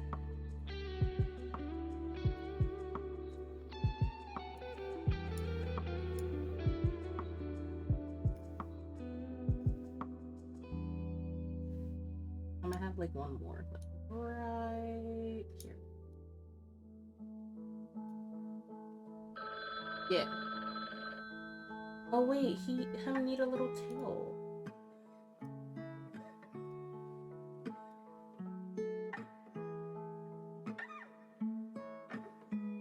There.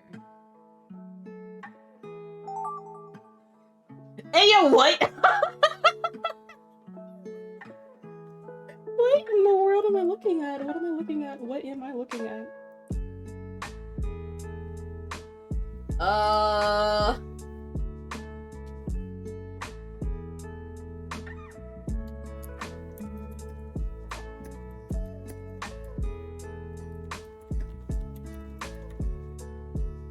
I don't know. I don't know.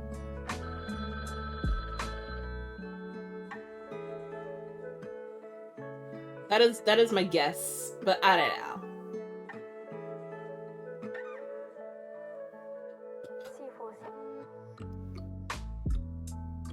Okay, I guess it needs to be 9.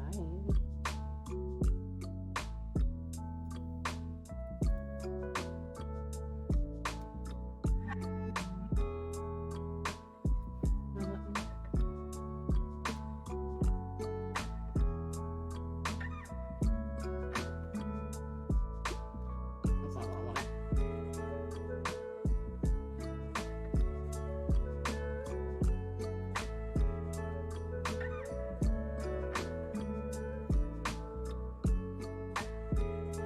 How do y'all come up with such like elaborate like thoughts?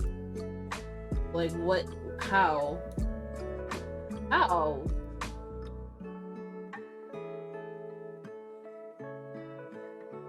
This, I have an idea of what I want to do. It's just a matter of, can I do that with the time that I have?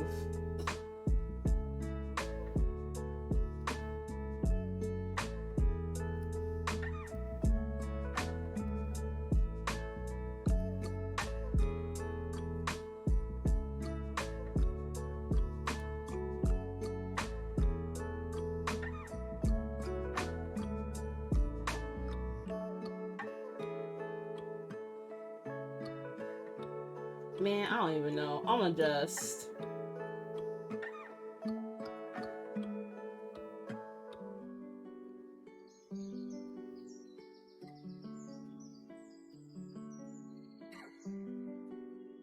You know.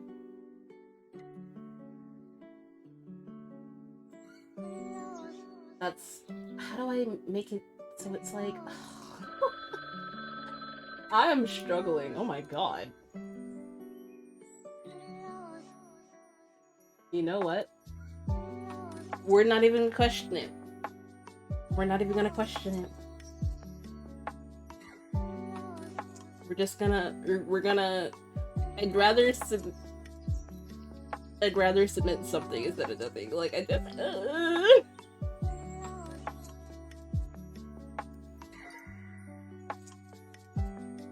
Oh, man. Alright. Alright. For all the marbles, this is the end. It's time to see the very end. The last game. The last game before we start with our first speaker for today. So we're gonna turn the voiceover on. So because I'm turning on the voiceover, let me turn the music down.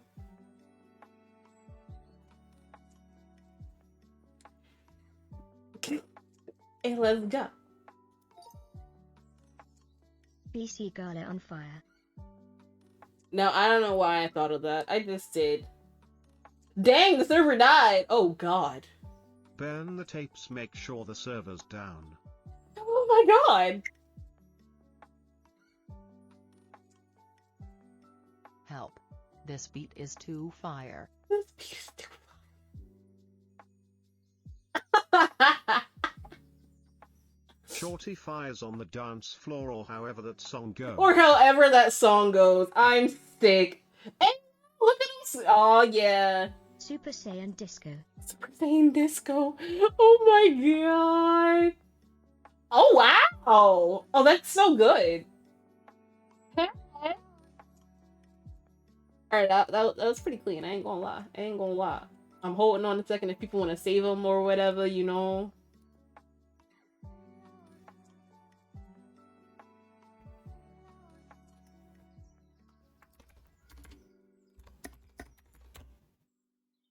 Alright, let's keep moving.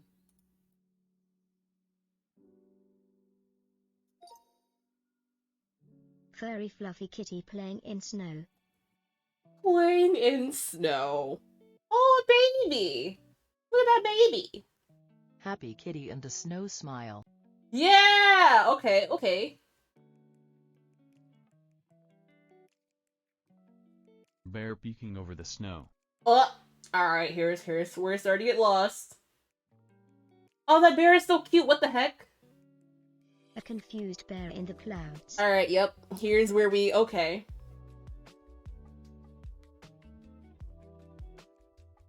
Bear in the clouds. How he get up He get up there! How he get up there? Not the balloon. Hey, yo! That one was wholesome! This one was wholesome! I liked this one. This one was a good one. This one was a really good one. This one was super wholesome. How he get up there indeed. Asking the real questions. How he get up there?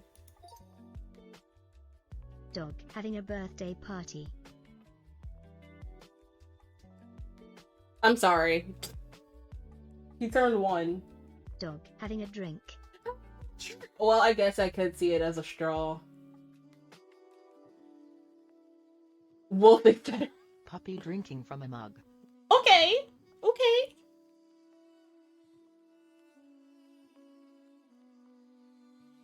Greater dog from Undertale. Not Undertale. Come on now, man. Tall Lego short in love. Oh Lego.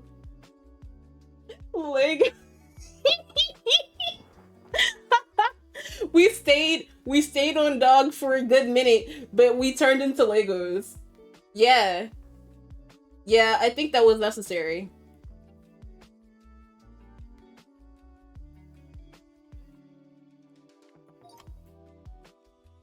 Peppa Pig barking at the zoo.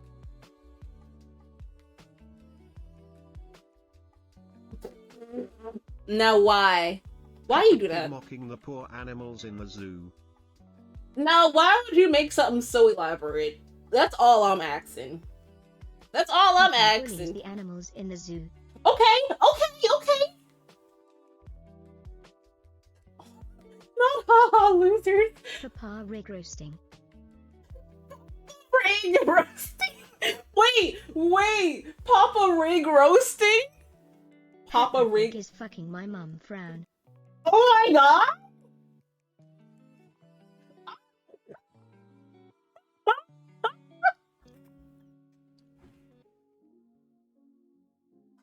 Y'all are done. Y'all are done. Y'all are done. Y'all are done. Y'all are done. Y'all are done. Y'all are done. Y'all are done.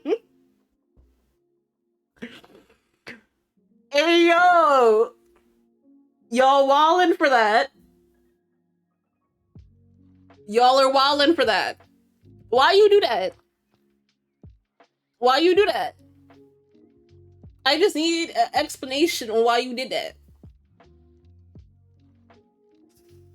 We need to move on. I need to compose A myself. funny little tomato he-hoo.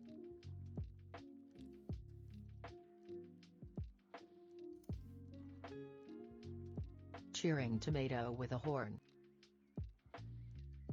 Lord. I'm liking these tomatoes. These are cute and wholesome. Tomato.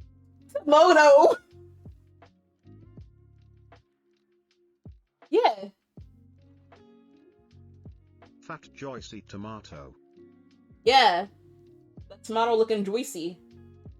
Oh, look at the little sparkle, little shine. Best tomato on earth. Yes. I like us staying on theme. Oh! Oh, wait, the end! Look at that little tomato! Yes. Okay, you guys are getting a little redemption arc right now. Getting a little redemption.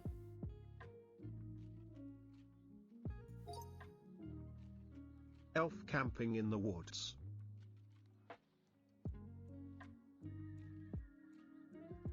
Okay. Golem trap Tef.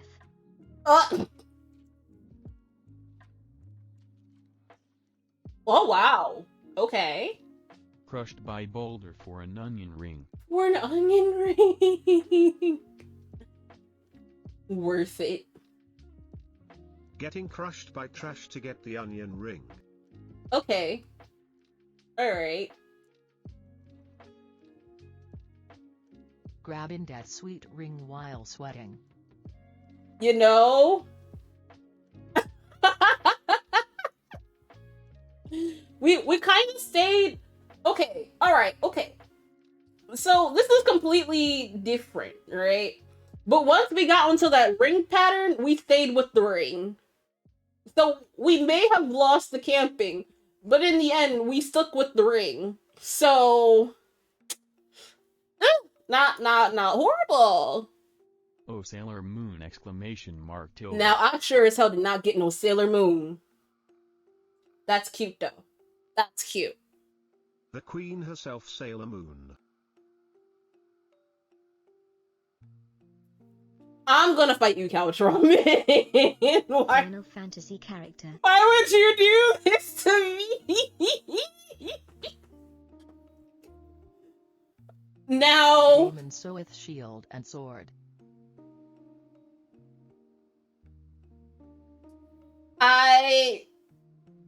Angry devil with shield and sword.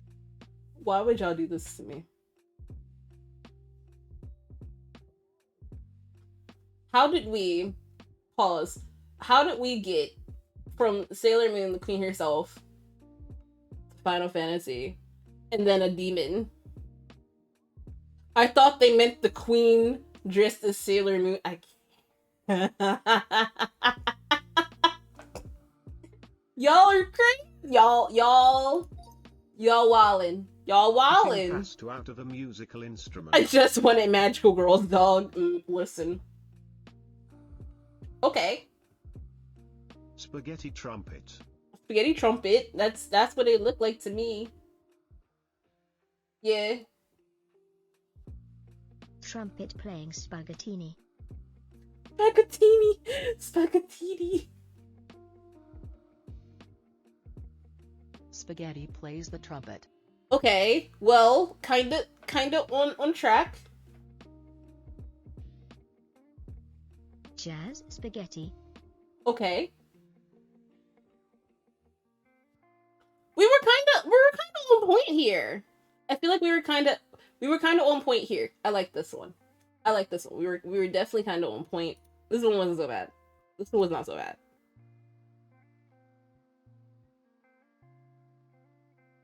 Okay. Alright. Gave it a second for y'all to download if you want it. We're keeping it moving. Cat We got it. finding where the treats are. Oh. Oh no. Oh, look at the baby! Kitty getting his own dang food. Kitty getting his own food. Why are we being so mean to the cat? He really up in that cabinet though. Cat opening the fridge. Dang! How did you have the time to do all Cat that? getting a midnight snack from a fridge. I'm horrible at this, y'all. Cat grabs Superdrome fridge in the night. I tried. Don't judge me.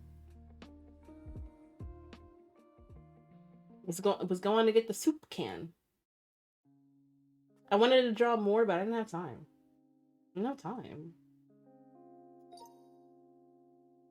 Guy holding way too many swords.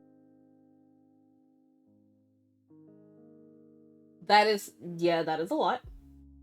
Man with many swords. Oh wait, it's that one dude from okay. Green-haired anime boy has all the swords and has one in his. I'm sorry. Stain stabbed Midoriya the wrong way.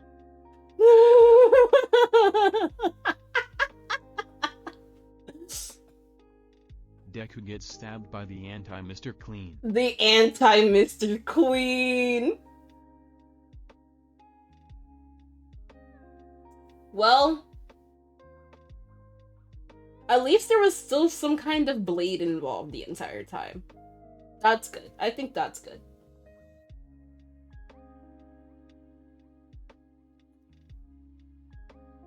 Alright, we did it! We did it! We did it! That was a lot of fun. That was good. That was lit. That was lit. I ain't gonna lie, that was pretty fun. Alright. We are now gonna get ready to transition over to the first speaker of the day. That was a lot of fun.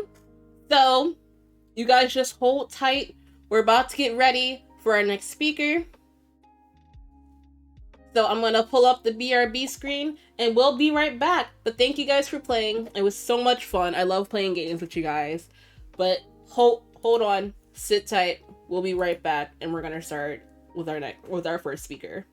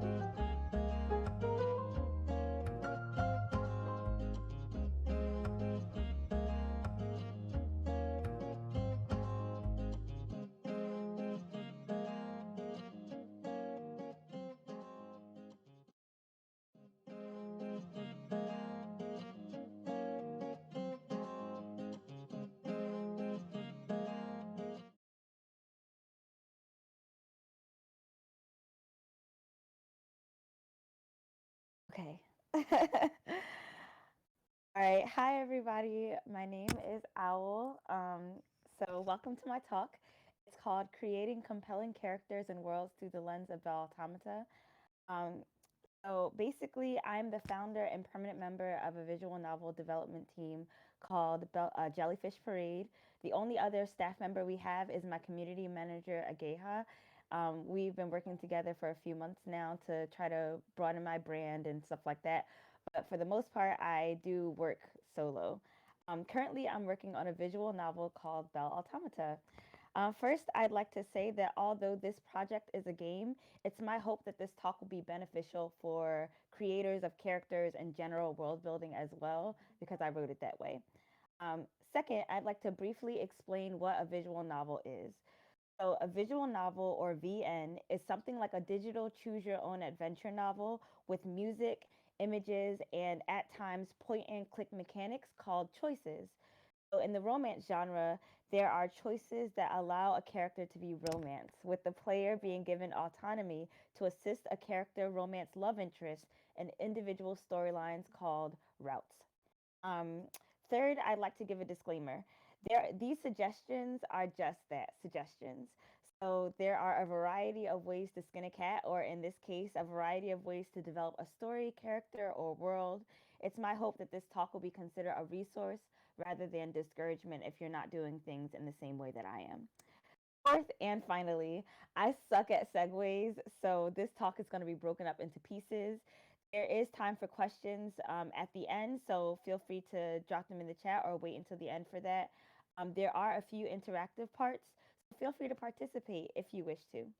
So without further ado, let's begin. First, I'd like to read the synopsis of Belle Automata. So, Aurev is an android, content with a life of weaving silk tapestries alongside her master in his workshop. But when her master dies, his family sells her off to a wealthy, reclusive buyer due to her being a rogue, a self aware android. Thrown into a new home of refuge for rogues, Aurev must find her place amongst them and answer the question once and for all: can an android truly feel? I also have a special treat that I created just for the Black Card Gala, and that is the release of our trailer. I created it myself, including the music. I did not do the art. The credits for those things are in the trailer. So without further ado, I'm going to play the trailer. Okay.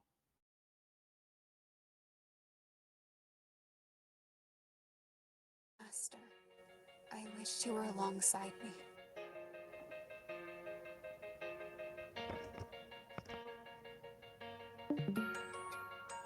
If it were my choice, I wouldn't leave the mental welfare of the young master to a stranger.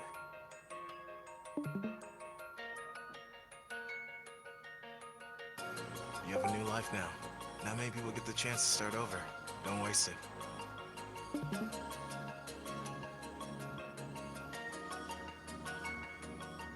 You don't know what it's like to change forms against your will.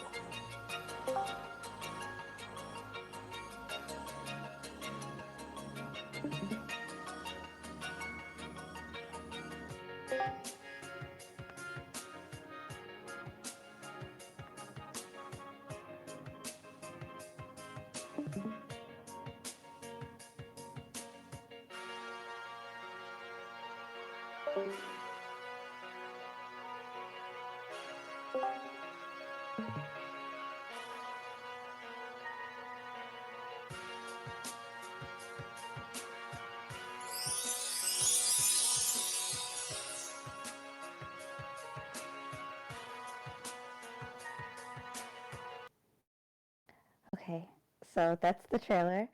Um, so let's get started as far as talking about the talk itself. Let's talk titles. So, when choosing Belle Automata's title, I had to pick a name that matched the idea that I was going for. So, the first thing I did was look at my game's concept. I want to briefly, though, talk about the origins of Belle Automata's initial ideas. I actually originally pitched this idea to a studio that was shopping around for concepts to develop, and actually, they requested my assistance. Initially, the concept was a high sci fi fantasy version of the Greco Roman myth Cupid and Psyche.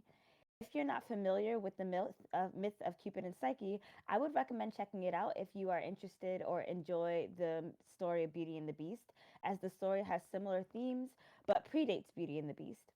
Unfortunately, the studio did reject the idea, but I decided to develop it on my own because I cared about the story. I will admit that the initial rejection actually hurt quite a lot, but it taught me an important lesson, and we'll get into what exactly that lesson was momentarily.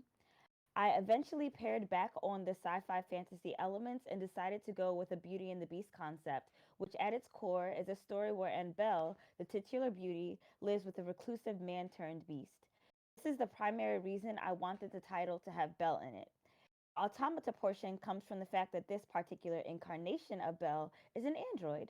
So I also contemplated the title Belle Machina for the same reason, but I felt it was too stiff.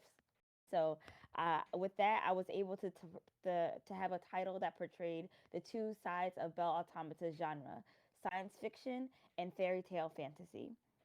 Now, when you create a title, that's not all that needs to be considered. You also have to consider what is called SEO.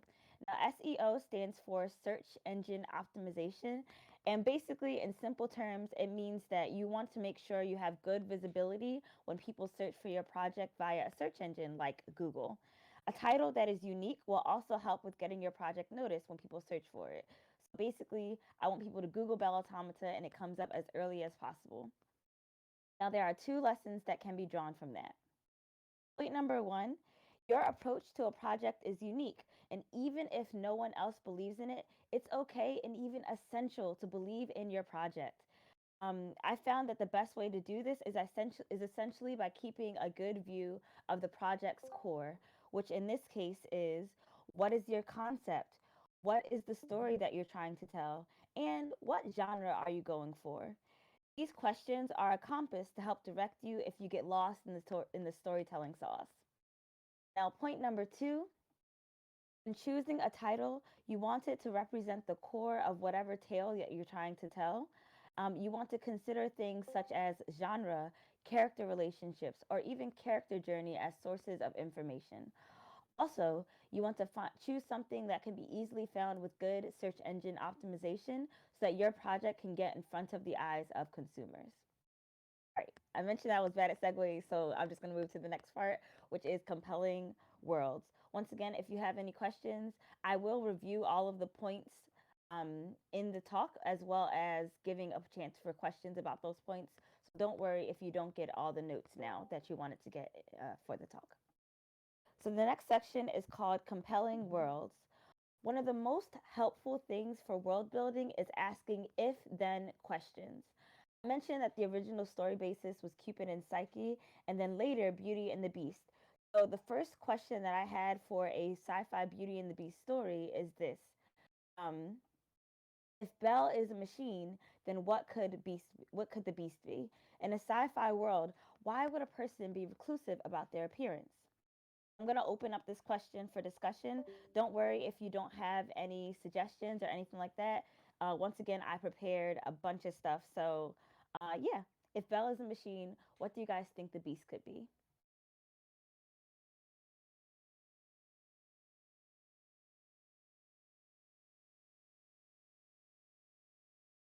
All right, well, once again, don't worry about it. I did come up with some ideas myself as I created Bell Automata, but let's talk about that. Oh, a computer program or a virus, those are excellent suggestions because, of course, with someone being an android, being the beauty, the opposite or the darker side of technology would be viruses. So that would be an excellent idea for a beast. Thank you. Um, a regular human also could be something on the opposing side. We will talk about exactly what I chose, well, right now, because I'm going to read my notes. So, a person could be reclusive because of fear of rejection from the outside world. That means that this person has to be on the fringe of quote unquote normal society while also being wealthy enough to fulfill the prince aspect of the beast. So I settled on cyborgs. Now, a cyborg in my world is a person who has 65% or more of their body replaced by cybernetic parts. They are discriminated against in this world because they are considered subhumans, since their bodies are literally more machine than flesh and bone. Oh, you can't hear me?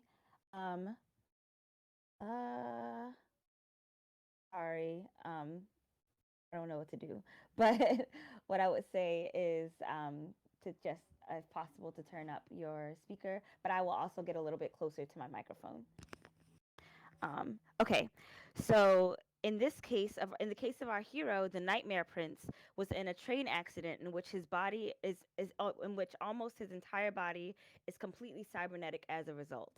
Now, his parents are owners of a company that produces cybernetic parts, so they proceeded to ensure that he survived. However, they did this mostly in part for publicity for their company, Relife. Afterwards, after he survived, they left him to fend for himself in a mansion they owned and never came to visit him. Now, as a result of these events, the prince became a recluse and struggles with trusting or even letting people in to see his face. Now, I will readily admit that I actually used a lot of my own personal struggles to write the Nightmare Prince's character, as I have been diagnosed with agoraphobia, which is a type of treatable anxiety disorder which causes the sufferer to fear crowded spaces in the outside world in general.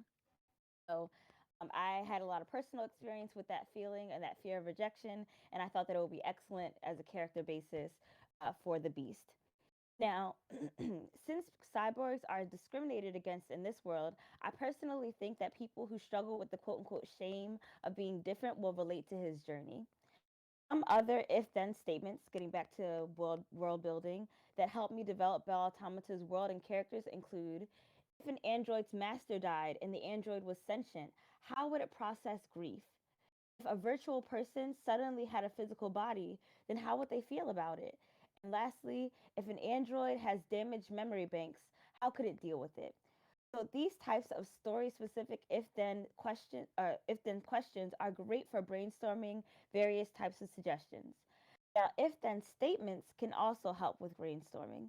So this is another question that I have for you guys. If the Nightmare Prince is reclusive but lives in a home full of people, then what are some ways to conceal or protect himself from others? So what do you guys think based off of this question? Also, thank you very much for your suggestions. I'm sorry I can't shout out everybody, but I am reading them all, and they're all great. You guys would do great with helping me to write Belle Automata if I wasn't so stubborn and decided that I wanted to write this entire thing on my own. Okay, having AI serve in its place, so like some sort of avatar or having a person that people could visually see and interact with, but that wasn't him, that would be a great idea. So for the if then statement, you could say if the Nightmare Prince is reclusive, then he can protect himself by communication only via written methods or intercom, no visual contact. Or you could say then he could protect himself by having AI serve in his place. Now, the three that I came up with, oh yes, or he sends for people like through a screen, so like some sort of holographic context. Now, what I decided on, he can protect himself three ways: by concealing his voice, by concealing his face, and by concealing his past or his personage. By making barriers that support the narrative, you actually give both the reader or player the desire to break down those walls. And in doing so, you give chances for them to reveal, for yourself to reveal small tidbits of the world without overwhelming them with new information. This is especially true in the visual novel realm, where you have the space of multiple routes or storylines to establish the setting. Something that is helpful if you've already begun developing your world before the story is written is to remember not to give too many details and thus info dump on your player. Now, personally, in my experience, that makes the story much more succinct and tightly woven. Now, if you keep a document as you come up with the lore, that'll also help you to keep your world building organized and thus enable you to edit the details and keep the world contradiction free. Now, aside from if then statements and if then questions, there's also the helpful question of what if. All stories actually begin with the question of what if. For example, what if there was a sci-fi version of Beauty and the Beast? How could you interpret it? So that's a really basic version, and not exactly the one that I used for Belle Automata's idea, but Actually, I called a friend in the middle of the night and was like, okay, what if? And then I hung up because I just had the idea come to me, and sometimes that happens as well. Now, in any case, by asking a lot of open ended questions, your story can grow and change for the better. So let's get to our next points. Point number 3, if then statements, if then questions, and what if questions can all help a world and its inhabitants develop in an organic way. Now, we'll also have point number 4. If your story has especially rich lore, be careful of too much exposition in one particular section of the story. Instead, break up your world building information into multiple storylines and routes, or if you're not making a visual novel and are writing, for example, a conventional novel, you can break up that story building or world lore delivery points into multiple sections of the story so that the reader isn't overwhelmed. Okay, so let's move on to our next section, which is called main characters. So first, I'd like to say that while your main character can be any gender, for the purposes of this talk, I will refer to the main character as a she or heroine because I'm specifically using examples from Belle Automata in which the main character is a she. And so, even though that's the case, don't feel that that I'm trying to limit you or that you are limited in the type of protagonist that you can have for your personal story. So, there are 3 main types of characters, or rather 3 main types of main characters. Type number 1 is the blank slate.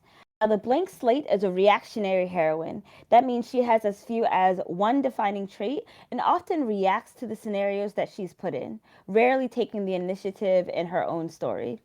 This character type is excellent for self-inserters. So if you wish for your character to be up to the player's interpretation, this is the perfect heroine type. Type number 2 is the full character. This heroine has a clearly defined personality type with a variety of traits and imperfections. She can move her own plot, and her player-driven choices often have the player decide what she would do rather than who she would be. This character is excellent for role players who want to become the character rather than the other way around. Now, type number 3 is called what I call the glass half full character. As one might expect, the heroine is the combination of the 2 above heroines. So while she has a base personality and strong defining traits, the player is actually able to choose how the main character feels and even reacts. This hybrid forms allows for flexibility, so you do have a chance to placate those who enjoy self-inserting, and you do have a chance to placate those who enjoy role playing. I want to emphasize no one heroine is better than the other. Rather, the question is which heroine is best for this story? Now, an example of the blank slate character can be seen in my game War of Roses. This game is a very dramatic soap opera-y slice of life game about a young woman trying to save her family's flower shop. In this visual novel, because the main character's personality can be chosen via sweet or spicy choices that unlocked corresponding clothes, these singular traits help the player to interpret rather the personality they want her to have, and thus affects how she dresses as well. I forgot to mention this game also has a dress up component to it, so that's another aspect of the game.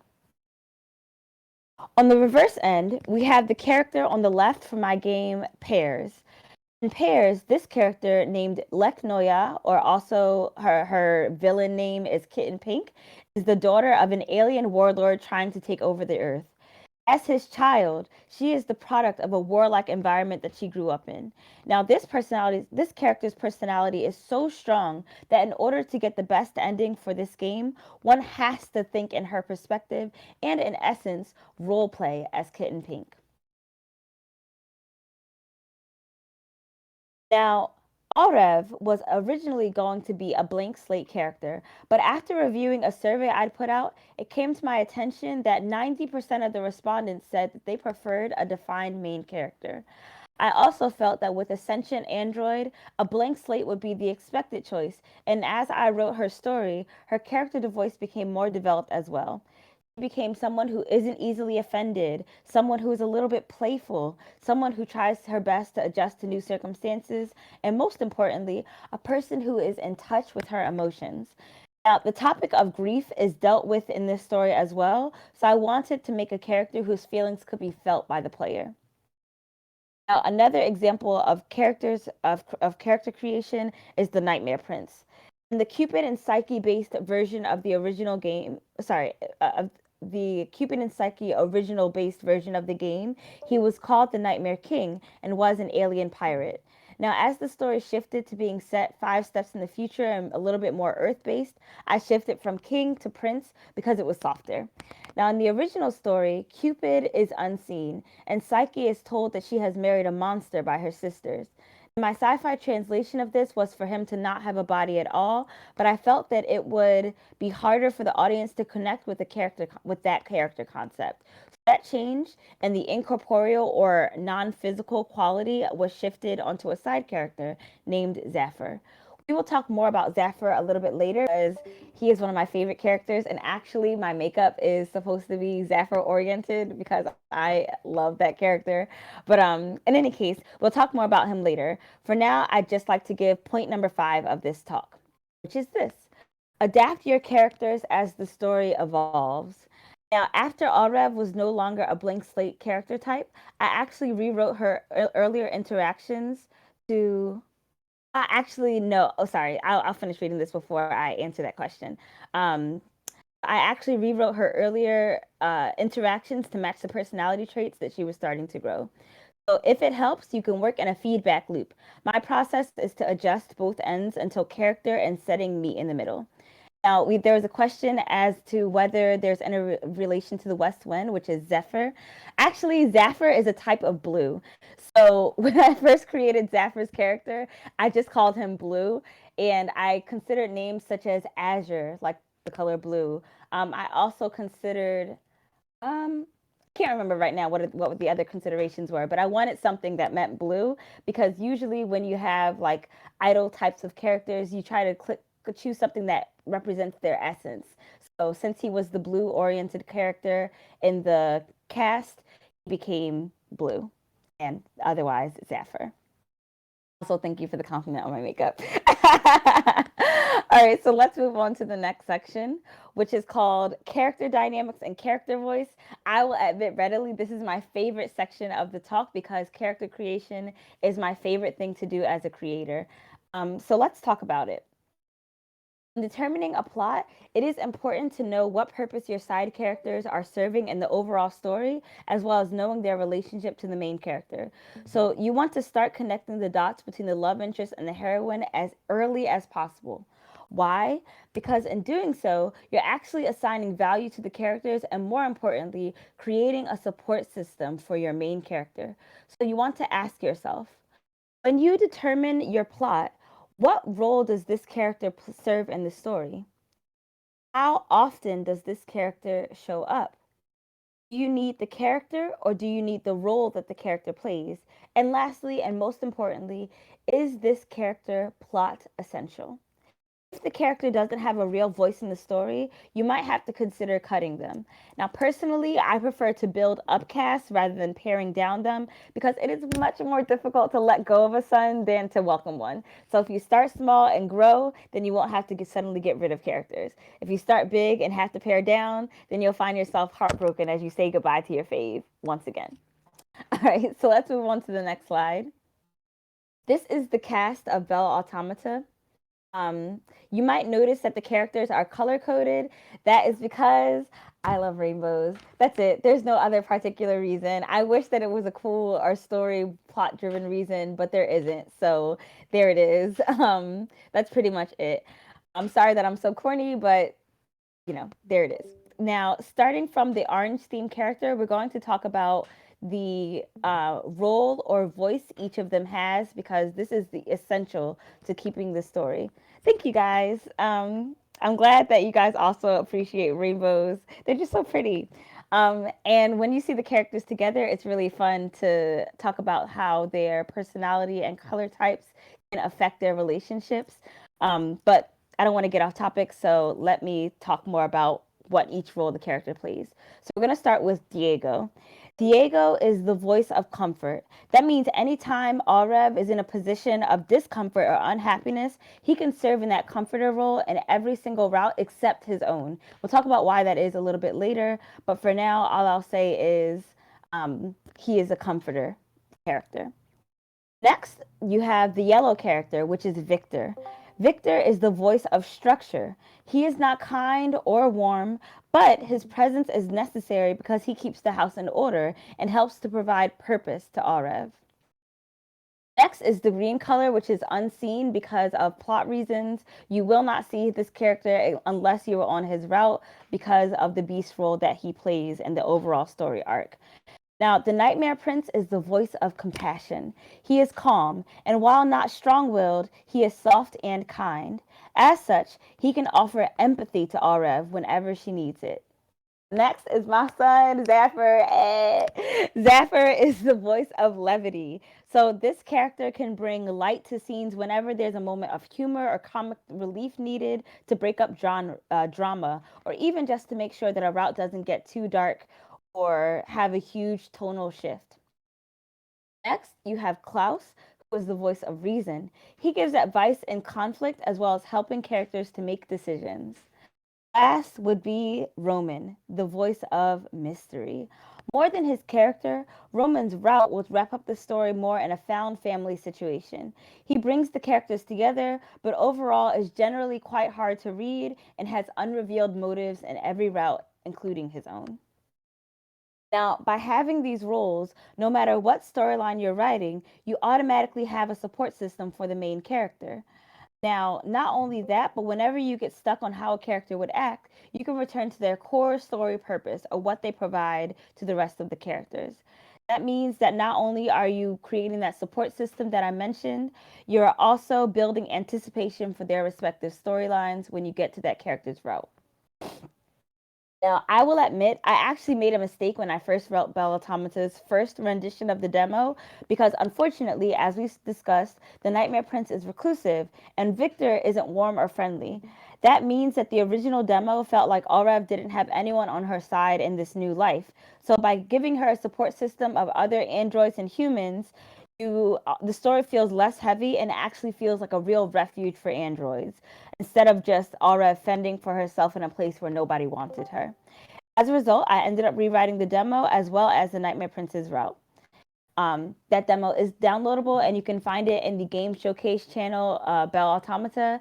It also includes other story information about the game. Now, I'm going to say that the benefits of the support system is that it not only gives texture to the world, but also makes it easier to develop relationships outside of romantic ones.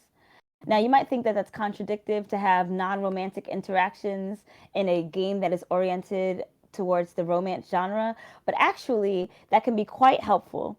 A good example of this is in my game, Heroine for Hire. In it, the main character's twin sister and mother are active participants in the heroine's life outside of her romantic partners. By giving characters non-romantic bonds and roles outside of their storylines, you can actually make people care more about the well-being of the characters, even if they're not on that character's particular route. Now, that brings us to the final point of this section, which is point number 6. Main characters need support systems. By giving the characters around them relationship roles, you can easily develop natural character interactions and form a well-supported, well-rounded setting. So I hope that that section is helpful. Once again, if you have any questions about roles or anything else, you can save them for the end. So make sure to write them down if that's the case. Now we're going to move on to the next section, which is how characters can be inspired by other media. Now, so originally, as mentioned quite a few times, The Nightmare Prince is my interpretation of the Beast from Beauty and the Beast. It stands to reason, then, that the others are also based off of literary characters, and that would be mostly right. Mostly. I'll explain in a bit. Now, for Victor, my thought was simple. If the butler android, because at that time his name was fluctuating, I almost called him Keel, but I scrapped that. I almost called him um, Lysander, but I also scrapped that, even though those are two of my favorite names, just because I felt that those names weren't strict enough. In any case, I figured if the butler android is romanceable, then what other literary components could be integrated? Ultimately, I decided on the Tin Man from The Wiz because one of the key points of that character is the fact that he's heartless while also being a living person. Now, my other inspiration was from the Disney movie WALL-E. Specifically, on the Axiom, the spaceship where most of the movie takes place, WALL-E encounters a robot named Mo. This robot chooses to disobey its primary directive of cleaning, to follow Wally to clean up his dirt from his filthy, earth covered treads. Although Wally and Mo are both sentient or self aware, they express their awareness in very different ways. I wanted Victor to be self aware, but not necessarily emotional like Alrev is. An excellent example of this comes from a scene that I really love. In the Nightmare Princess storyline, Alrev is trying to figure out if Victor is sentient or not. She finally figures out that he is, and they have a discussion about him being a rogue. Now, I briefly want to explain what a rogue is, just for clarity. Now, a rogue is any android that does not obey its directive. That means that, let's say you're talking to Siri, and you ask Siri to tell you the directions to a restaurant. Instead, Siri tells you a joke. That would be an example of Siri going rogue, and of course you would get Siri a diagnostic, try to figure out what's going on so that your robot works properly. So in the same way, you want if a person disobeys their directive, they're a rogue, and that would encompass androids that don't obey at all. So they would be completely sentient, but also rogues. It also means that in this world, not every robot that defies its purpose is a rogue. Very few of them are self-aware, and that's what the story focuses on above all. Now, in this scene, Victor says to her, I lack a crucial component of rogueship, and that is a wide spectrum of emotions. So she asks him, oh, well, can you feel it all? And he responds, oh, I feel all right, mostly irritation. So, as you can see, that pretty much talks about the core of Victor's character. Although both androids are self aware, they express their self awareness very differently and very differently. Now, there are other characters that have a literary basis. I mentioned briefly that there was the quality of incorporeality or not having a physical, touchable form, and that it was given to another character, namely my boy Zafir. Now, his story basis is Pinocchio because that media has the concept of its main character becoming a real boy, and Zafir's shift from an incorporeal celebrity to an everyday android relates to that. Except in this case, Zafir does not want to become a normal person. Now, lastly, you have Roman. Roman's route is based off of Dr. Jekyll and Mr. Hyde because, just like that novel, one of the main themes of the route is the concept of duality and living a double life. Now, all that said, not every character is based on a literary character. Klaus and Diego. Klaus and Diego were created for their roles exclusively. And I admit that because I'm totally cheesy, I wanted to complete the rainbow. I deliberately decided that those characters would be orange and indigo and that their roles were most important, but I also wanted to make sure that they fit the color coordination that I was going for. Also, don't worry if you're late and you're starting in the middle. Just let you know, I will go over all the points that I went in at the beginning of the route, and also the sections aren't related to each other because, as I mentioned, I'm really bad at segues, so you can actually jump right in and not to worry too much. The concluding section of this part has point number 7, which is when creating characters, if you have reference material, use that material to strengthen your narrative, but also allow yourself to branch out from your source material. Don't rely on it to the extent that it's a copy. Instead of borrowing sections of the story, borrow themes, borrow motifs, and even character basis as inspiration to create something entirely new. Also, thank you. In truth, right now, the only two routes that will be released, like guaranteed, are the Nightmare Prince and Victor. However, I do have a secret plan in my heart that each character will get a chance to be romanceable. I don't know if it will happen because it's all up to funding, but hopefully we get funded for multiple routes when I run a Kickstarter for the rest of the storylines after I release Victor and the Nightmare Prince. Let's move forward to the next section, which is plotting Belle Automata. So, plotting Belle Automata. Since I had the idea to base the story around literary characters, that of course made plotting more easy because you could just check the original incarnations for inspiration. However, writing out a list of motifs is helpful for this type of theming as well.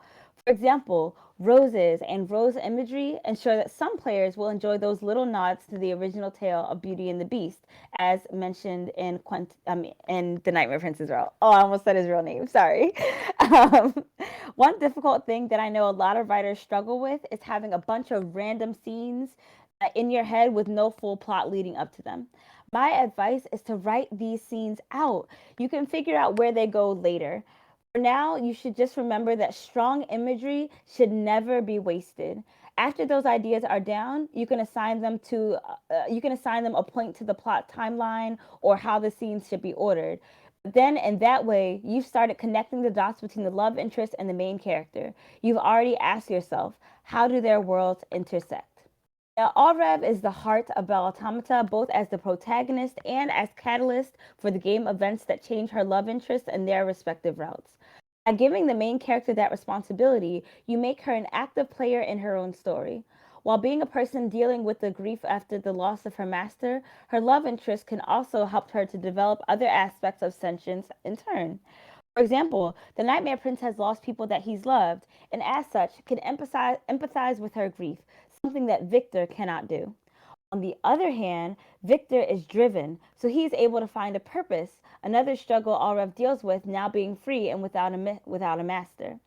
When you have a support system for the characters, you can form in some sorry, when you have a support system for the characters, you can form more organic relationships even off screen. Now, what do I mean by that, even off screen? Well, an example of this is between Diego and Klaus. Klaus is a mechanic and psychologist, so he plays the role of doctor for many of the androids. Now, Diego has an issue with his memory banks, and because of that issue, is unable to function perfectly. If he were to be reset, that would fix the problem, but it will also remove his sentience. As such, Diego and Klaus have a working relationship that can be inferred even when they're not on screen together. In any case, each love interest can provide something to Allrev and vice versa. As a result, each love interest is changed by Allrev so that it's a mutual development of the characters. There is one limitation though. It's important to develop a love interest in their own respective storyline. If their development occurs outside of their storyline, there's nothing to talk about when you get to them. So with that, I offer points 8 and 9. And just to let you guys know, this talk has a total of 10 points, so I'm not going to be talking forever. Point number 8 is don't waste strong imagery. Write out any scenes that you have in your head since you can always rewrite and tweak them later. Point number 9, character relationships are the key to creating a complete setting. You have to figure out your character dynamics because even if your story is plot driven, strong characters will only make the overall narrative stronger. Okay. Actually, I should have got some water. I'm thirsty. Okay. Moving on to the final part, which is called world building, using roles to develop the narrative. So, tip number 1 is to start with genre. If you know your genre, you can figure out elements as early as possible.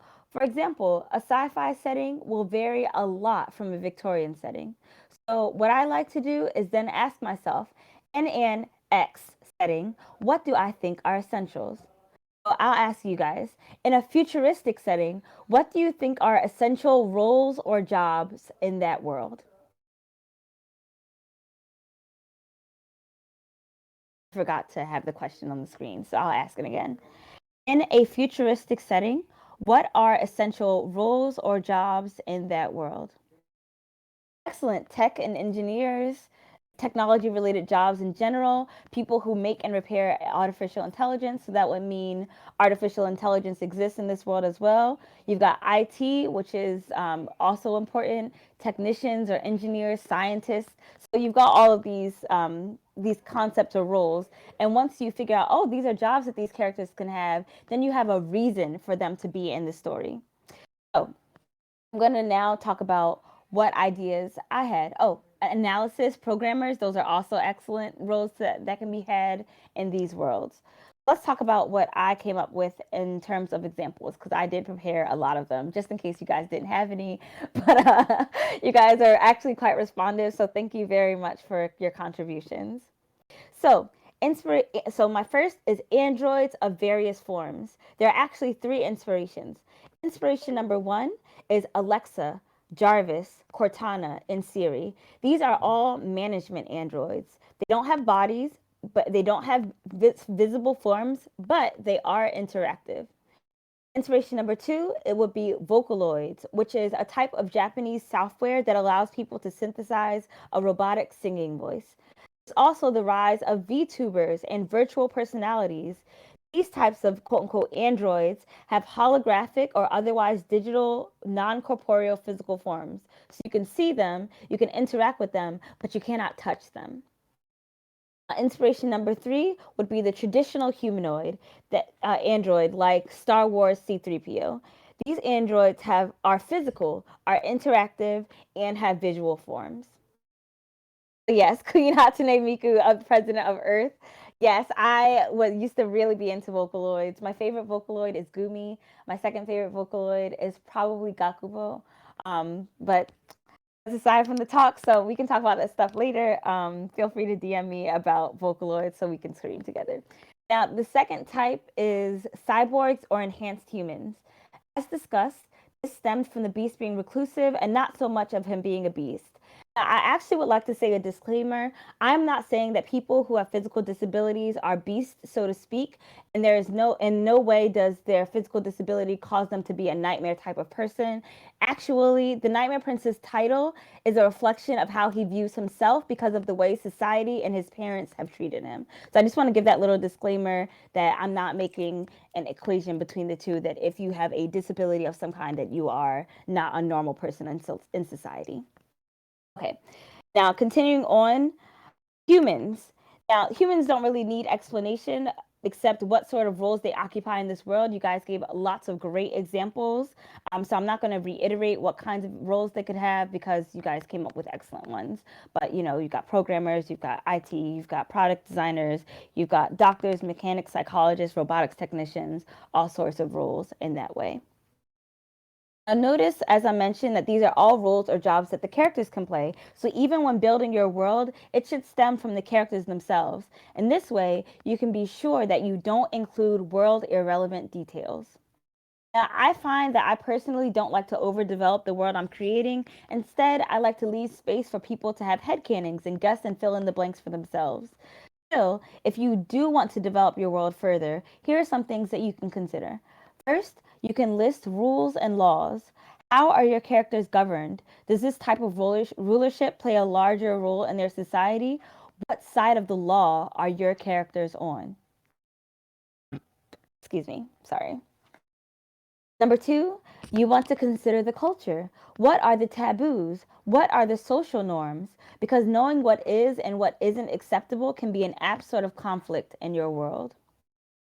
Third, you want to identify the history. Make a timeline of character histories and significant character events. So and so was born at this time. So and so encountered this character at that time. They became friends in this way in the year such and so. By doing so, you make sure not to confuse any details, and you make sure not to get anything confused or have any errors in your world building. Now, it's good to have inspiration drawn from somewhere, whether that inspiration is a classic tale like Beauty and the Beast, an emotion like spite for people who said that you couldn't do it, or determination, or even something as abstract as a non-specific goal, such as, I want to tell a story about a romance between androids and aliens. Doesn't matter. Whatever it is, just make sure that you have a well to draw on, because it'll be essential to reference this well if and when you get stuck. That comes to our point number 10, our final point of the talk. Build up your world by delving into the rules necessary for it to function. For example, asking who is essential in your setting and exploring how to connect the characters based off of that. Also, you can consider rules and laws, culture, and history to develop it further. So now we're going to recap abbreviated versions of the points, starting with points 1 through 5. This is also the time to ask questions. So if you have any questions after I read the 5 points, you can feel free to put them on Twitch or on Discord. So point number 1 through 5, believe in your project and in yourself. Number 2, choose a title that reflects the core of what your game is about. Number 3, if-then statements and open-ended if-then or what-if questions can help a world develop organically. Number 4, be careful of too much exposition in a single route. And number 5, it's okay and even necessary to adapt your characters as your story concepts evolve. Are there any questions about those first 5 points?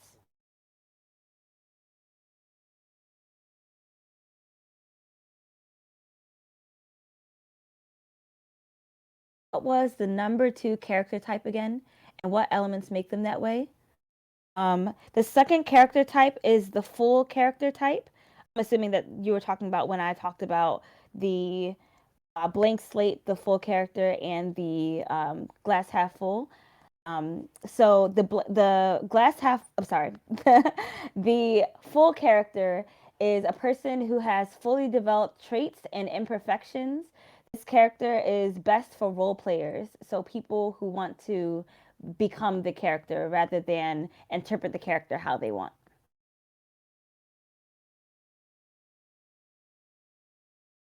All right. Are there any more questions about points 1 through 5 before I move on to points 6 through 10? No problem. You're welcome. Okay. I don't see anyone typing, so I'm going to move on. The most character types can be boiled down to those 3 as far as character creation for a visual novel. Of course, outside of the visual novel realm, there are various types of characters. If you want to talk about like basic character archetypes, there's actually some resources on Wikipedia that talk about what character archetypes there are in general. For example, there's the hero's journey. There's various types outside of that. So I can drop some resources. I'll add them to my PowerPoint so that when I make this PowerPoint like available for rereading, people can have further resources if they're not making a visual novel or game.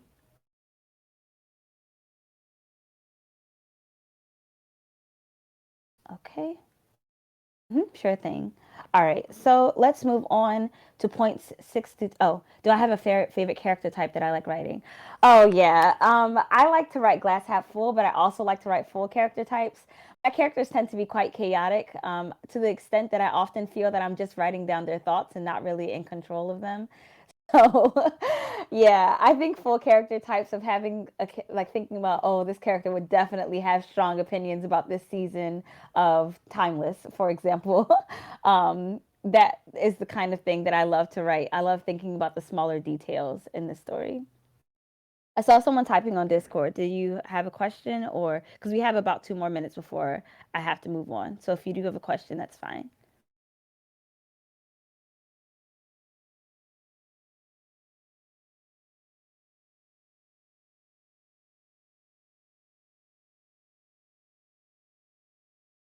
No pressure. If you don't have a question, that's okay too. Yes, the character types are. Sorry. I will actually publish not only my PowerPoint but also my notes. My notes are much more detailed and have almost everything I've said in them, so both of them will be available to be read. I can combine them together if that's a little easier. Because that might be a little easier then. But I will publish the both of them so that they'll be available to download. Okay, so I do have to move on to 6 through 10. These points are: main characters need support systems. Give the characters around them roles to develop character interactions. Number 7, if using reference material, use said material to strengthen the narrative, but don't rely on it for the entire narrative. Number 8, don't waste strong imagery. Write it down. Number 9, figure out character dynamics as early as possible to make a complete setting. And finally, build up your world by expounding on the roles needed for your setting to function. Are there any questions about these 6.6 through 10? Oh, thank you. There's a lot of ways that you can coordinate characters. I think one of the most popular, or not one of the most popular, but one that I've seen aside from color coordination is to use a deck of cards. So you have a heart character, a spade character, a club character, and a diamond character. There's all kinds of motifs that you can use for characters. So if you wanted to, you can create a motif from basically anything. I just chose colors.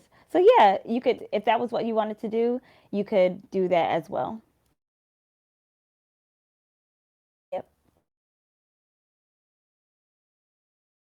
What about world building and character dynamics when it comes to writing? Is it better to write chronologically to your story?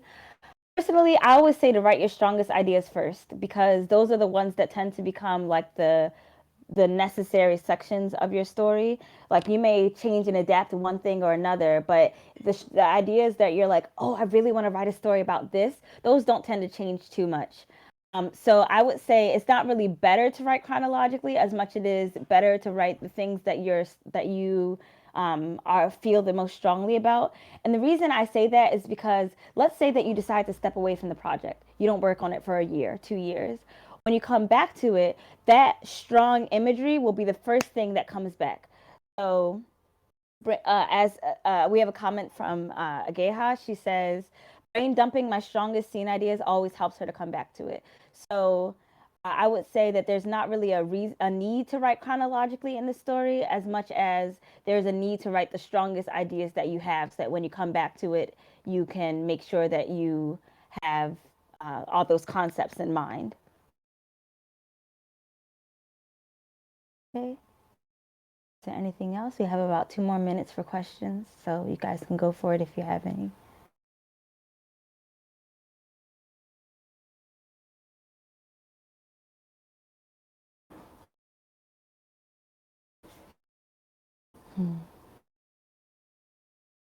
And also, oh, just really briefly, since you mentioned character dynamics as well, when I was making the cast for Belle Automata, I started with Arev, my main character, but immediately I moved into the Beast, and Victor was the supporting character, that yellow character. He was not a romanceable character. It wasn't until later that I decided that he should be romanceable as well because I thought the dynamic between the two of them would be an interesting read. And then later I expanded into Zephyr. Well, Roman, sorry, and Roman was also a character because Roman and the Nightmare Prince are fleshly brothers, so like they are related to each other physically. After that, I came up with Zephyr because I needed comedic a comedic character, and then later, I added Diego and Klaus. So I expanded not in a chronological order. I didn't start from orange and develop to purple. Usually, when I have an issue with roadblocks, I start asking myself those what if questions. So, usually, that's when you ask yourself, well, what if, like, right now, the idea is concrete in that it's Beauty and the Beast. What if I had another character and I wanted to have this dynamic instead? Maybe then you can start thinking, oh, I would need another character to do this. What personality type would they have? You can start asking yourself some questions that kind of break the narrative. And also, I would say that the idea of having someone to support you, like if you can find an idea bouncer or someone to work with, that may help you so that you don't have to feel so alone in the process.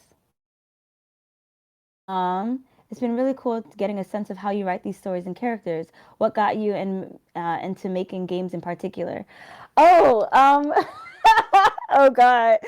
So I am a huge K-pop fan, and in 2013, 2012, I was super into EXO. At the time they were a 12-member group. Now they are a 9-member group. In any case, I created a game called XOXO Academy where you could romance the members of EXO. That's what got me into writing games. Oh God. I was hoping that no one would ask me that, but since you guys did, thankfully we're out of time for questions, so I'm gonna move forward.